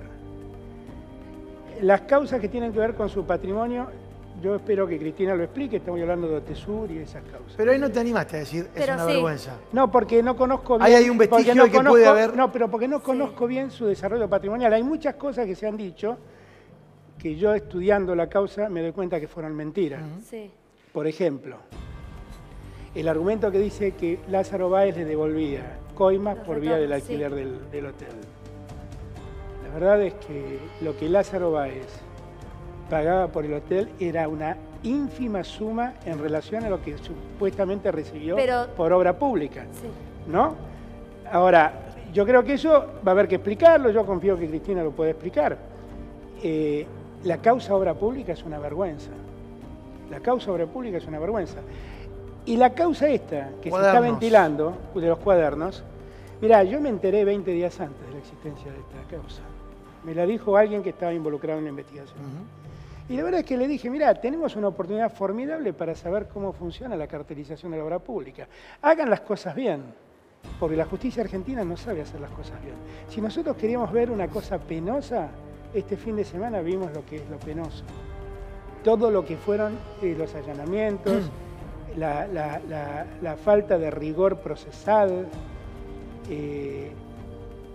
La verdad es que yo no sé todavía por qué estamos discutiendo si Bonadío puede seguir con la causa. Bueno, eso lo tendrá que determinar los mecanismos institucionales. Que no funcionan. Cada uno tiene que no su opinión formada. Que no funcionan. Creo que Bonadío recibe muchas críticas. Que no funcionan, ¿no? Porque lo que pasó este fin de semana, mirá, hace abstracción de lo patético que fueron los allanamientos. El comunicado de prensa que largó Bonadío lo inhibe en seguir actuando. El viernes por la tarde a través del SIG. Claro, porque él termina contando, él termina dictando una condena. Y él adelantando un procesamiento que todavía no está. Claro, y prejuzgando. Eso es una causa de recusación. ¿La viste ayer a Cristina? La vi hoy. Hoy la viste, hoy. ¿Y qué viste en Cristina?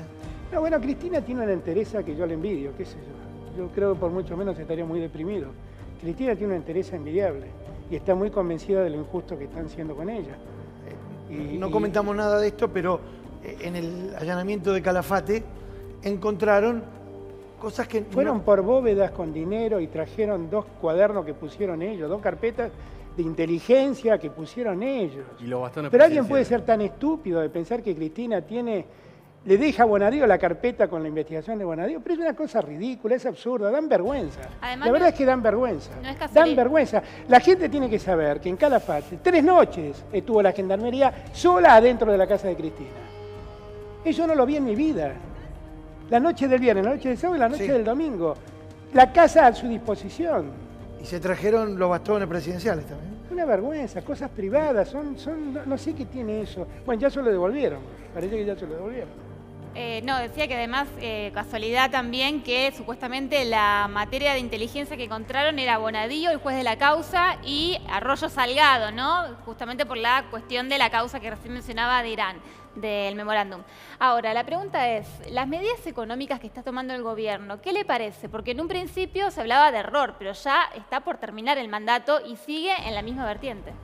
Es que no hay medidas económicas. Es un gobierno que corre para adelante tratando de escaparse al incendio que provocó. No hay Buen medidas marketing. económicas. ¿Cuáles son las medidas económicas del Y buen gobierno? marketing, hablan de tormenta, hablan Claro, de que le estamos claro. poniendo voluntad. Es que el gobierno, una de las mayores deficiencias que tiene el gobierno, donde Peña tiene gran culpa, es esta idea de pensar que la política es un problema comunicacional. La política no es un problema comunicacional. Está claro que una buena política bien comunicada se potencia en sus efectos. Pero la mala política, no hay nadie que la pueda comunicar. Alberto, Ustedes también tuvieron un publicista de fuste en la Secretaría de Medios, cuando vos eras jefe de gabinete. Sí, pero nosotros teníamos políticas que podíamos defender. No era un problema de que nosotros el desastre político lo tratábamos de tapar con un discurso o con una publicidad. Eso ni Pepe Albistur es capaz de resolverlo. Eso. Pero Alberto, Comodoro Pi, ¿era Sí. tan distinto a lo que fue en su gobierno cuando usted fue jefe de gabinete que lo que es ahora? Bueno, Quiero cuando decir, yo fui jefe de gabinete, después cambió, y yo también critiqué mucho cómo funcionó la justicia en épocas de Cristina.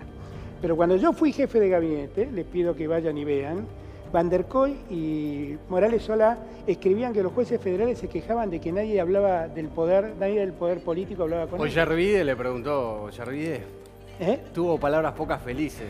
¿Por qué? Y básicamente habló que lo llamaban desde el gobierno. lo apretaban. Bueno, pero Ollarvide fue un... Bueno, no yo, qué sé yo, no, sé en qué momento, digo, pero Cristina. pero igual Ollarvide es un hecho patético de la política, No, de la no, justicia estamos nacional, de digo, acuerdo.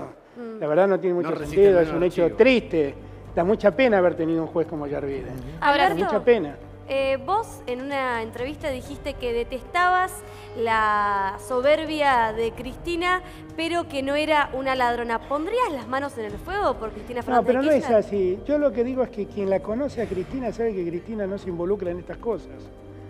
Yo no se trata de que yo ponga las manos en el fuego, porque además es lo que yo creo, tampoco es muy importante lo que yo creo. ¿Pero vos crees que no Me hubo importa a mí, corrupción con me importa Cristina a mí. Kirchner a la cabeza? ¿Ya no fue jefa de ninguna asociación ilícita? Pero definitivamente, eso es un disparate. Es un disparate, pero además es todo un disparate. Yo los invito a que lean la declaración de Centeno. Esperá, Una asociación López revoleando ilícita. 9 palos verdes en un Pero convento. yo no dije, yo estoy hablando de Cristina. No, pero por eso Yo digo, estoy hablando de Cristina hubo sí hechos. pondría las manos en el Pero fuego. bueno, es que yo nunca dije que... Si dije, tenemos la oportunidad de investigar cómo funcionó Bien. la carterización y cómo hubo funcionarios que se corrompieron en esa carterización, quiere decir que creo que es una oportunidad de saber lo que pasó. Pero no se puede inventar una asociación ilícita de esta magnitud. La asociación ilícita supone que 3 o más personas se pongan de acuerdo para cometer delitos indeterminados. Si nos ponemos de acuerdo, se supone que nos conocemos, ¿no? Bueno, yo les invito a que lean la declaración de Centeno. La primera imputación que le hacen a Centeno es, le hacemos saber que usted es parte de una asociación ilícita donde aparecen 40 nombres. Y Centeno dice que era miembro de la asociación ilícita con Cristina, con Néstor, con Barata. Rayo, con Roca, con... Pero es un disparate, yo nunca escuché una cosa tan disparatada. Nunca escuché una cosa tan ridícula. Eso solo puede ocurrir en esta Argentina de hoy, donde Macri definitivamente maltrató el sistema argentino, el sistema judicial argentino. Cuando yo digo estas cosas, yo no las digo para defender a Cristina, ¿eh? Yo las digo para defender el Estado de Derecho. A mí me da vergüenza ir mañana a dar clases a la facultad y callarme la boca con lo que está pasando. Porque mis alumnos me van a decir, ¿pero qué me enseñas a mí si vos defendés esta inmundicia? Esto es un sistema vergonzoso, de calidad estatal, de calidad institucional lamentable. Sin embargo, Lamentable. en la campaña presidencial, Macri había prometido que no iba a haber jueces macristas. La justicia tiene mucho trabajo y hay varios cargos vacantes. Bueno, solamente te digo que la justicia federal la limpió de jueces y puso a todos sus amigos. Da asco lo que hizo este juez, este ministro Garabano, es realmente impúdico. Es impúdico. Pero bueno, Justicia yo 2020. sé que esto pasa Este tiempo pasará y alguien se ocupará de revisar Pero todas Alberto, estas los inconductas. cuadernos, para usted, ¿los cuadernos son truchos? Para mí los cuadernos son truchos, pero no lo que dicen los cuadernos. Los cuadernos fueron hechos a medida. Ahora, yo no puedo... Si hay gente que se está autoincriminando, ¿cómo voy a decir que Pero es mentira? perdón, Alberto, una parte es falaz y otra parte es verdadera, digamos, porque en los No, cuadernos... no, yo puedo sentarme a escribir hoy cosas que son ciertas, que ocurrieron hace 10 años. Hay un nivel de relato de los cuadernos que es un poco fantástico también. Si Claro. uno evalúa, teniendo en cuenta que son muchos volúmenes. Hay una serie de datos ciertos que construyeron una historia. ¿Sabes qué? Y da la impresión, leyendo el contenido de los cuadernos... Perdón, por eso no aparecen los cuadernos. No, claro. Por eso se quemaron.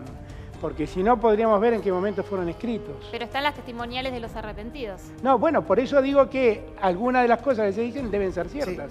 Porque hay gente que ha reconocido responsabilidad en eso. Lo que es curioso, por lo pronto, por lo que adelantó el SIG, de lo que va a ser el procesamiento de Bonadío, primero es el corte del tiempo, ¿no? Desde el 2008 en adelante. Sí, yo creo que Bonadío debe haber hecho eso. ¿Para qué? Para dejar afuera aquí. Está claro que así lo deja fuera Macri a Roca, ¿no? A Techín. Que a esta altura no solamente lo desmentí yo, sino que lo han desmentido los Wikileaks de la Embajada Americana, todos lo han desmentido. Pero a mí me parece que debe haber hecho el corte pensando en la prescripción. Porque el delito, la prescripción opera teniendo en cuenta el máximo de la pena para el delito más grave. 10 años. El delito más grave es la asociación ilícita, ha calculado 10 años para atrás y entonces dice del 2008 para atrás está prescripto. Pero hay un problema ahí, porque la prescripción se puede suspender en caso de que se trate de un Pero delito esa es una de norma acción pública. posterior, pero esa es una norma posterior al año 2004. Y entonces por el principio de la ley más benigna puede ser que no funcione. Y eso solo funciona para los funcionarios, no para los empresarios. Resumiendo, usted podría considerar que esto es una causa política más que jurídica con el solo fin de dejar afuera de la carrera presidencial a Cristina Está claro Fernández que de Kirchner. esta causa lo único que quiere es que alguien involucre a Cristina. Por eso. Miren lo que pasó con Romero. Se ve que le dijeron a Romero, pero vos tenés que involucrar a Cristina de algún modo, y Romero dijo, bueno, yo me acuerdo que una vez firmó un decreto, Cristina. No se dio cuenta de lo que era ese decreto, donde hasta el Congreso participaba. Y era un decreto que no tenía ninguna facultad discrecional de Cristina. Lo único que tenía era era homologar una decisión de otros. Hidrovías. Claro. Alberto, ¿imaginó la cantidad de personas vinculadas al kirchnerismo presas? ¿Tantas? No, Vudú, no, y la verdad Delío. lo lamento, porque la verdad que en el kirchnerismo somos muchos más los que no participamos en nada de esto. ¿Está diciendo No, entonces no es así. que la investigación está direccionada? Estoy diciendo que es un desastre la justicia argentina, empezando por Bonadío. Eso estoy diciendo. Y por lo que hace la Cámara Federal, por los fallos de Irurzun, estoy diciendo eso. La justicia argentina ha perdido todo crédito, por eso la gente duda en las calles sobre la veracidad de lo que está pasando. Bueno, han intentado montar un tremendo escándalo, bueno, y la gente se da cuenta de que esto está muy direccionado. Ahora, algunos hacen... Lo que hay que entender, porque esto hay que entenderlo, el hecho de que sean los procedimientos avasallantes, persecutorios contra Cristina, no quiere decir que parte de esto puede ser cierto. Lo que digo es que lamentablemente por esos malos procedimientos puede naufragar toda la investigación y los responsables terminar beneficiados. O sea, esto puede tender un manto de impunidad Claro. sobre los que verdaderamente se la Yo les llevaron. pregunto a ustedes, ¿ustedes se acuerdan quién fue el último arrepentido que tuvo la Argentina? Ponta Cuarto. Estuvo acá el primer programa. Ponta Cuarto, que se declaró culpable, contó todo, terminó absuelto. Y solo. Terminó absuelto. Bueno, yo quisiera que esta vez no pase. Que, bueno. Ahora, a pesar de todo esto, no sé si será la situación económica, el recuerdo que tiene mucha gente, pero Cristina no parece haber perdido demasiado de su caudal de popularidad. No solamente parece eso, hay algunos que dicen que ha mejorado su caudal. ¿Cómo se explica esto? Bueno, yo creo que así como en el año 2015 la gente lo votó a Macri por reacción a Cristina, hoy la gente la mira a Cristina por reacción a Macri. Y la verdad es que la bronca que está despertando Macri es incalculable. Alberto. Es una enorme decepción entre sus votantes y es un fraude para todos los que no lo votamos. ¿Cómo evaluás el silencio de este momento de Massa, que no está hablando? Yo no especulo con esas cosas. No sé, Sergio entenderá que es mejor que no hablar, qué sé yo. Yo no especulo con esas Pero puede ser una opción para el 2019, Sergio Massa, considerando que Sergio es después de Cristina el que más votos tiene. de lo que se llama Del espacio espacio peronista. opositor. Sí, pero también es cierto que su carácter opositor se ha desdibujado mucho, pero Sergio sin duda es el que más votos tiene después de Cristina, muy lejos de Cristina, pero es el que más votos tiene. Va el peronismo hacia una suerte de planteo ecuménico para tratar de... Yo creo que todos los que pensamos que el conservadurismo en el poder ha hecho este desastre, tenemos que unir fuerzas para enfrentarlo en el 2019. Todos. Y creo que nuestra responsabilidad no es unir al peronismo, es terminar con esta Argentina. Es eso lo que tenemos que hacer. A nosotros no nos convoca la unidad del peronismo, nos convoca el desastre que ha hecho Macri. Y tenemos que darnos cuenta que alguna responsabilidad habremos tenido para que Macri, semejante presidente, haya llegado al poder y haya hecho semejante estrago. Ahí donde te propongo una mirada autocrítica. Indudablemente algo deben haber hecho mal para que Macri llegue a ser presidente en tu caracterización. Claro, pero no me pidas autocrítica porque durante 8 años critiqué te pegaste cosas. con todo. Claro, ¿no? Yo advertí además muchas de las cosas que pasaron hoy, que están pasando. Advertí. No fui oído, no importa, pero no es que yo precisamente fui complaciente. Digo, honestamente, en los años de Cristina, para mí no fue fácil, porque fueron muy duros conmigo también. Pero por eso, en esa mirada autocrítica, escucharte a vos hoy es interesante, porque vos fuiste de los que se alejó del poder. Y además las críticas que yo le tuve para con Cristina... ¿Las mantenés hoy? Las mantengo, y lo hablo con ella. ¿Hubo Yo soberbia? el otro día, en el discurso de Cristina, que para mí fue magnífico. En el Senado. Y que demuestra la entereza de Cristina, dijo una frase que para muchos pasó desapercibido, pero para mí fue enorme. Dijo, yo me arrepiento de algunas cosas, me arrepiento de una sola cosa, de no haber sido lo suficientemente inteligente para entender que debí ser más amplia. Sí, lo marcamos acá eso. Sí. Eso es otra Cristina. Eso es otra Cristina, que yo además lo celebro. Era uno de tus cuestionamientos. Claro, que yo además lo celebro. Nos cerramos mucho. Bueno, y por eso yo también celebro que podamos hablar como hablamos hoy con Cristina, porque yo la verdad, yo no la conocí nunca, esa Cristina que bueno, no sé, capaz que lo era y como me había ido afuera no lo padecía, pero Cristina hoy tiene una capacidad de reflexión muy grande. Y de análisis muy grande. Yo la verdad es que... Y de convicciones muy grandes, porque las convicciones de Cristina, que en la política son muy importantes... ¿La ves candidata? Esa es una pregunta más difícil que la de ella. Digo, no sé si es candidata, pero puede serlo. Está absolutamente legitimada para hacerlo por la cantidad de votos que tiene. Alberto, Duhalde está promocionando en estas últimas horas a Roberto Labaña. ¿Qué opina de esa candidatura? Labaña es un hombre muy valioso. ¿Pero cree que puede ser un grupo, una unidad de grandes grupos de peronismo? Lo que digo, no se puede pensar en hacer... miren, entre otras cosas, en una elección tiene sentido si la ganás. Y para ganar las elecciones tenés que sumar los votos de todos. Yo no puedo entender que alguien quiera hacer una elección para oponerse a Macri y decir Cristina se queda en otro lado. Porque ahí está el 70% del voto opositor. Bueno, perdóname, pero Pichetto el otro día en el Senado dio a entender, usted se va a poder presentar planteando que él también puede ser una opción. Pero él también puede ser una opción. Y yo una de las cosas que más lamento son esos debates entre que los promueven los dos, no voy a decir una cosa por otra, entre Cristina y Pichetto. Porque yo creo que Pichetto es un hombre muy importante. Es un hombre muy valioso. Digo, yo no comparto su ideología. Para mí es muy conservador Pichetto. Pero poca gente conoce cómo funciona la institucionalidad argentina como Pichetto. ¿Cómo voy a desperdiciar un hombre de ese calibre? Alberto, ¿la ve a Vidal como candidata? Y sí, puede ser. Igual yo creo que ella corre la suerte de Macri. ¿Cree que está separada de la figura de la gestión de Macri para la gente? No, definitivamente no. Definitivamente no. Yo creo que ella corre la suerte de Macri. Hay una estrategia de cuidado de la figura de Vidal. Pero seamos francos, la gestión de Vidal en la provincia de Buenos Aires es patética. Y tiene agujero por todos lados. Es un desastre. Si fueron tan duros con Scioli, ¿cómo no son duros con Vidal? Es un desastre la gestión de Vidal. Bueno, es la niña mimada del PRO, ¿no? Es la no, que más está bien, digo, la que pero más... bueno, pero salvo que ustedes sean del PRO y la mimen a la par, pero se supone que el periodismo independiente debería ser un poco más severo. Y yo digo esto, y también digo que me parece injusto que la traten de involucrar en el tema de los recursos, que me parece que un gobernador no está al tanto de eso, el famoso... Aportantes truchos. Claro, yo creo que ella tiene una responsabilidad política, pero no penal, me da la impresión a mí. Sí, pero tampoco está tan castigada porque tiene una imagen de transparencia, No, claro, de es ir que no contra la el narcotráfico, la lucha, ¿no? Y además los medios la cuidan mucho, sí, efectivamente. Ahora- y eso es lo que critico, ¿no? Y Alberto, en las últimas horas se supo que gran parte de la estrategia para el año que viene es agarrar a algunos gobernadores amigos peronistas, amigos del gobierno claramente, y empezar a, digamos, desdoblar las elecciones. ¿Cómo ve usted la situación de los gobernadores? Porque están jugando dos juegos, un juego político y un... Los gobernadores, los intendentes, los presidentes, los diputados, los senadores, lo que quieren es ganar elecciones.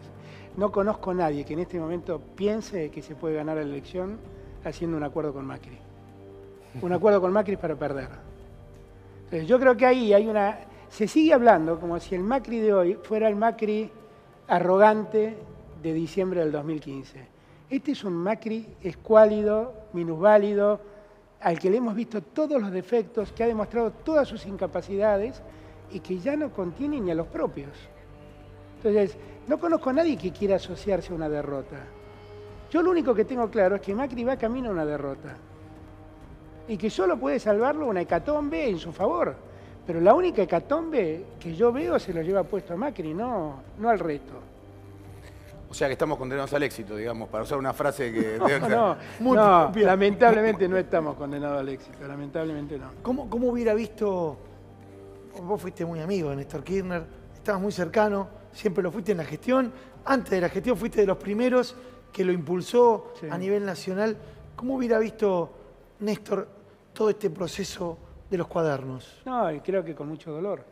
Y una de las cosas que yo más lamento es que tampoco él pueda defenderse. Yo le veía el otro día, fíjense cómo funciona, ¿no? Néstor no tiene ninguna posibilidad de ser condenado ni de ser absuelto, porque está muerto. Para el intendente de Morón decide sacar una estatua de alguien a quien nadie declaró culpable. Es fuerte eso, ¿no? Claro, pero es que así funciona, así funcionan. ¿Quién lo declaró culpable? ¿El diario Clarín? ¿Quién lo declaró culpable? ¿Qué juez lo declaró culpable? Incluso tuvo trascendencia fuera de nuestra frontera porque en Ecuador... Claro, bueno, pero en Ecuador están viviendo una disputa entre Moreno y Correa. Y Correa, que bueno, conduce a estas locuras. Pero yo lamento realmente estas cosas. Lamento, porque es correr detrás de un establishment que está decadente. Esto también es cierto. Digo, no, si la decadencia política existe, y tal vez tengan razón, y la decadencia judicial es infinitamente mayor, y la decadencia de los grandes medios es infinitamente mayor. A mí me gustaría que el sentido común vuelva a imperar. Alberto, uno ve el interior, el conurbano sobre todo, y los lugares más postergados y humildes, ve como una necesidad muy profunda en donde ya prácticamente no hay changa, no hay para propina, no hay ni para directamente ir a comprar a la heladera. ¿Cuál es el impacto real de la inflación, que es uno de los grandes cucos de la Argentina? Digamos? Bueno, es lo que dijo Quintana en Nueva York. ¿Dónde fue? En Nueva York, en Wall Street. Sí. Cuando dijo, bueno, uno de los grandes logros que no se ven es que hemos deteriorado el salario real. Lo dice Quintana, no lo digo yo. Y la verdad de eso es pobreza. Lo que la Argentina vive es un proceso. Yo siempre hago la misma observación que nunca lo entendió ni Sturzenegger, ni Macri, nadie. La Argentina es un país que consume el 70% de lo que produce. Desde el primer día que llegó Macri, vivimos una caída sostenida del consumo. Si el consumo se cae, cae la producción. Hoy salimos en la tapa de los diarios, los principales diarios económicos del mundo, hablando de la hiperinflación. Claro, si el consumo cae, la producción cae. Si la producción cae, el trabajo se precariza. Si el trabajo se precariza, la pobreza está ahí nomás. Macri dice, o nos dijo, que iba camino a la pobreza cero. Celebraron con bombos y platillos que habían bajado 1 punto o 2 puntos la pobreza. Hoy la pobreza es un 15% más alta de lo que recibió y va a ser mayor la pobreza. Y si caemos en default, que Dios se apiade de nosotros. Alberto. Entonces, la verdad es que es todo muy tremendo lo que nos toca vivir. Escuchamos que el Fondo Monetario, la deuda con el fondo la van a pagar nuestros nietos. Esa frase alude a un futuro incierto e incluso peor que este. El gobierno que le siga, sea o no de la gestión de Cambiemos, ¿va a poder remediar este año que están haciendo ahora? Pero es que una de las cosas que uno debe... Yo el otro día vi que la CGT estuvo con la gente del fondo. Me hubiera encantado que le dijera que tenga presente el fondo, que salvo el gobierno de Macri, en la política argentina nadie está de acuerdo ni con la toma de deuda que hizo Macri, ni con la posición que tomó con el fondo. Yo no soy de los que dice que hay que desconocer la deuda, pero esta vez vamos a tener que revisar mucho, porque además los tenedores de esa deuda son en muchos casos los mismos funcionarios del gobierno que tomaron esa deuda y que no sé si ahora se están desprendiendo. Lo traigo a la política de vuelta. Usted acompañó a Randazzo en el anterior paso, ¿no? Ahora está más cerca de Cristina. Eso significa que... Yo estoy cerca de todos. Yo quiero que entiendan una cosa. Mirá, mi objetivo es que todos nos pongamos de acuerdo. Yo hablo con Cristina y me persiguen porque hablo con Cristina, porque no me lo perdona Clarín. Pero también hablo con Randazzo y también hablo con Massa y también hablo con... El viernes pasado estuve 2 horas hablando con Miguel Pichetto. Yo hablo con todos. Es difícil verlos a todos juntos igual. Uno no se imagina. Pero alguien se tiene que tomar el trabajo de tratar de unir partes. Vos hacés de pivot, va para acá. Trato de ayudar, trato de que todos entendamos que divididos... que divididos gana Macri. Eso es lo que trato de que todos entiendan. Es una especie de jefe de gabinete en las sombras del peronismo. No, soy un tipo con buena voluntad y como además he decidido no poner el carro delante de los caballos y olvidarme de candidaturas, de todo, y tratar de construir primero una masa real que nos permita ganar la elección, yo hablo con Agustín Rossi, hablo con mi amigo Felipe Solá, hablo con Alberto Rodríguez Sáez, estuve la vez pasada tomando un café en su casa, muy gentil, como siempre es Alberto. Yo hablo con todos, porque creo que tenemos que hacer el esfuerzo todos de estar juntos. ¿Hay candidato para 2019 entonces? Sobran candidatos. Tenemos muchos candidatos. Tenemos muchos. Pero, Inspector, ¿usted tira alguno claramente? Yo voy a apoyar al que le gane a Macri. Es la única. Porque esa es la obligación que tenemos. ¿Vos cómo te ves? ¿Jugando dónde? ¿Te gustaría la función ejecutiva nuevamente? No, mirá, nadie que haga todo el que hace política quiere ser presidente. Todos queremos ser. Lo que pasa es que yo digo siempre que nosotros ahora tenemos que hacer un esfuerzo que es poner a todos en el mismo carro. Pero una cuestión también que le sirvió a ambas partes es polarizar, ¿no? Polarizar el asunto. ¿Cómo cree que se puede superar esa famosa grieta? Es que no se va a superar, porque Macri todos los días la aceitó. Yo creo que hay que superarla. Yo creo que el votante de Macri no es Macri. Es el votante de Macri. Y no tiene la responsabilidad que tiene Macri. Bueno, y seguramente pudo haberla votado a Cristina en la elección del 2011. Es que es la misma locura de los que van sobre el votante de Cristina en otro tiempo y arremetían contra ellos. Yo creo que la Argentina en algún punto va a tener que hacer como un punto y aparte y terminar con esta locura de dividirnos. Nosotros no podemos seguir viviendo divididos. Una pregunta, Alberto. ¿Se reunió con Marcelo Tinelli? No, ahora no. Muchas veces sí, porque yo le tengo cariño a Marcelo, pero no ahora. ¿Y hablaron de política en algún momento? Siempre hablamos con Marcelo de política, pero hace... Mira, la última vez que hablé con Marcelo fue cuando quería presentarse como candidato en la AFA. Sí. Hace mucho que no hablo con él. Vos también sos un hombre que te gusta mucho el fútbol. Mucho. Desde tu pasión bicho colorada. Sí, tal cual. Pero, ¿y Tinelli? ¿Ves un outsider entrando a la política como Marcelo Tinelli en este momento? No, y además... Yo sinceramente, yo he visto lo que a él le costó la AFA, San Lorenzo. La verdad es que este tema de hacer política requiere un temple muy especial, ¿eh? Y la verdad es que yo le propondría a Marcelo que lo piense un poco, porque él no la pasó bien. No la pasó bien con la AFA.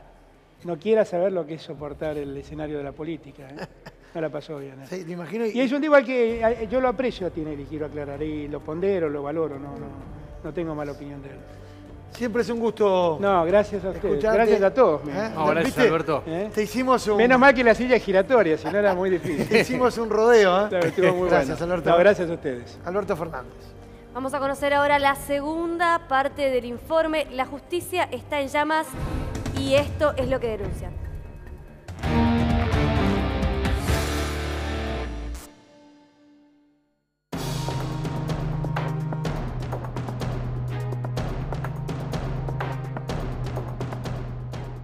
En el edificio de Carlos Pellegrini 685 se incendiaron 2 juzgados contenciosos administrativos federales. En ese juzgado tramitaban determinadas causas que van contra el Estado Nacional y donde estaban diversas cuestiones asociadas a la obra pública, lo cual, bueno, en términos políticos genera muchas suspicacias, pero más allá de eso, el edificio ya se encontraba en una profunda crisis edilicia. La Corte Suprema había dispuesto un traslado compulsivo de juzgados civiles del Palacio de Justicia y los empleados, la comisión interna, rápidamente advirtieron que el edificio no estaba en condiciones y bueno, se inició un proceso de resistencia para no mandar a la gente a ese edificio que finalmente terminó con este incendio que por suerte se produjo a horarios de la madrugada donde no había personal ni público. Pero bueno, más allá de esto, en vista del recorrido que estamos haciendo, estamos viendo de que esto no es algo privativo del edificio de Pellegrini 685, sino que el Poder Judicial es una bomba de tiempo en donde la mayoría de los edificios no se encuentra con las condiciones de salubridad e higiene adecuadas y por lo tanto, en cualquier momento podemos estar ante cualquier otro tipo de tragedia con mayores costos que la que ocurrió en Pellegrini 685.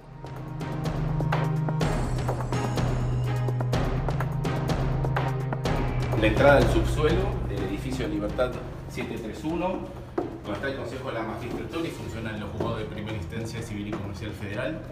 Como ves, y se puede notar que las luces de emergencia están desprendidas, colgadas de un cable, que está arrancado en los spots de luz. Son un peligro para cualquiera que pasa por acá, inclusive para nosotros. La salida y la bajada es estrecha. Acá si hubiese un incendio o... Esta situación se repite en todos los juzgados. En todos los juzgados, en todos los pisos, de acá al piso 11. Vamos a bajar al tercer subsuelo. Uno de los peores lugares que tiene este edificio, sobre todo porque los días de lluvia se inunda, al no tener válvula o una bomba que extraiga el agua es absorbida por los expedientes de los distintos juzgados que tienen acá su archivo y su paralizador.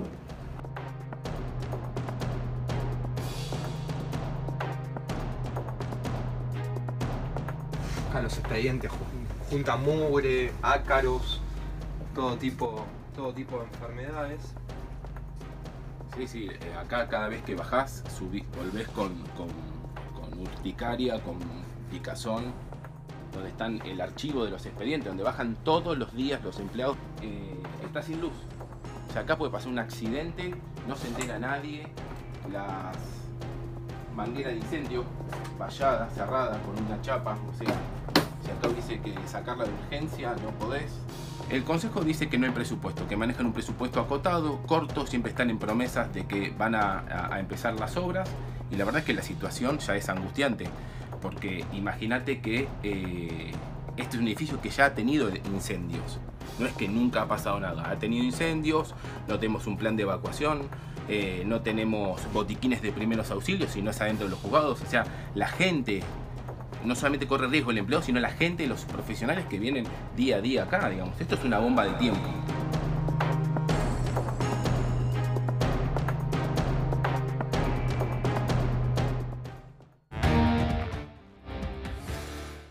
Mucho que agregar a lo que veíamos en el informe porque las imágenes lo muestran todo. Esto es una bomba de tiempo, lo dicen los mismos empleados. Estamos con ellos para que nos cuenten en primera persona. Facundo Miño es una de las voces que ustedes conocieron en el informe y nos va a explicar por qué lamentablemente tenemos que hablar de otras condiciones aún más graves que tienen que ver con situaciones de salud. Facundo, sí, buenas noches. Buenas noches. Lamentablemente ya se han registrado una gran cantidad de casos de tuberculosis en el Poder Judicial, básicamente en lo que es el fuero penal ordinario, las defensorías en lo criminales y correccional y la justicia federal penal. ¿Qué pasó? ¿Cómo se contagiaron? Bueno, el primer caso fue en el juzgado criminal y correccional 30, que fue a mediados de julio, que fue por contacto de los empleados con detenidos. A partir de ese caso que nosotros hicimos público, se blanquearon casos anteriores que habían ocurrido en el juzgado de Casanelo, en el juzgado de Rafecas y en el juzgado 43 de Comodoro Pi. Bueno, a partir de eso se empezaron a implementar, a pedido de los delegados, una serie de protocolos, pero lo cierto es que no se están aplicando partidas presupuestarias para comprar material profiláctico como barbijos, guantes y todo tipo de cuestiones que nos puedan llegar a proteger de ese contacto que tenemos Facundo, con la población. tenemos muy poquitito tiempo, queremos conocer el caso de Pedro. Claro. Vos, Pedro, te contagiaste de tuberculosis, ¿esto es así? Sí, hola, buenas noches, sí, hace 2 años y lo mejor que para esta enfermedad es prevenir y no tenemos lo suficiente herramientas para curarnos, porque esto es una enfermedad muy jodida y eso no se lo hacía a nadie, y para los compañeros, ¿no? Hay que estar informado y bueno, hay que cuidarse. Yo estuve hace 2 años y tengo placas y puedo mostrar tranquilamente. No, bueno, es suficiente con tu relato y lo que estabas dando cuenta vos, Facundo y Pedro. Una idea que quieran dar para cerrar, lamentablemente tenemos poco tiempo, pero quisimos mostrar el informe, queríamos mostrarles a ustedes que están del otro lado para que vean las condiciones realmente inhóspitas en las que están trabajando no solo ellos, sino todos los empleados judiciales. Lamentablemente nos quedamos sin tiempo, chicos. Les agradezco muchísimo por haber venido, por haber acompañado y por haber, rapidito, Facundo, por favor, algo. Sí, la lucha nuestra actualmente es para que el Consejo de la Magistratura autorice la partida para dotarnos del material de profilaxis que necesitamos en la lucha esta con la prevención de las enfermedades infectocontagiosas. Y hace 1 mes y medio que eso está empantanado y no sale. Muchísimas gracias, chicos, por haber venido y por compartir esta información. Programón el de hoy. Nos vamos, nos despedimos con todo este equipazo, no sin antes mostrarles nuevamente el descubrimiento del ministro de Educación de la Nación, Alejandro Finocchiaro. El laboratorio de Solo Periodismo estuvo sintetizando la fórmula y encontramos el gen perdido del kirchner trotskista.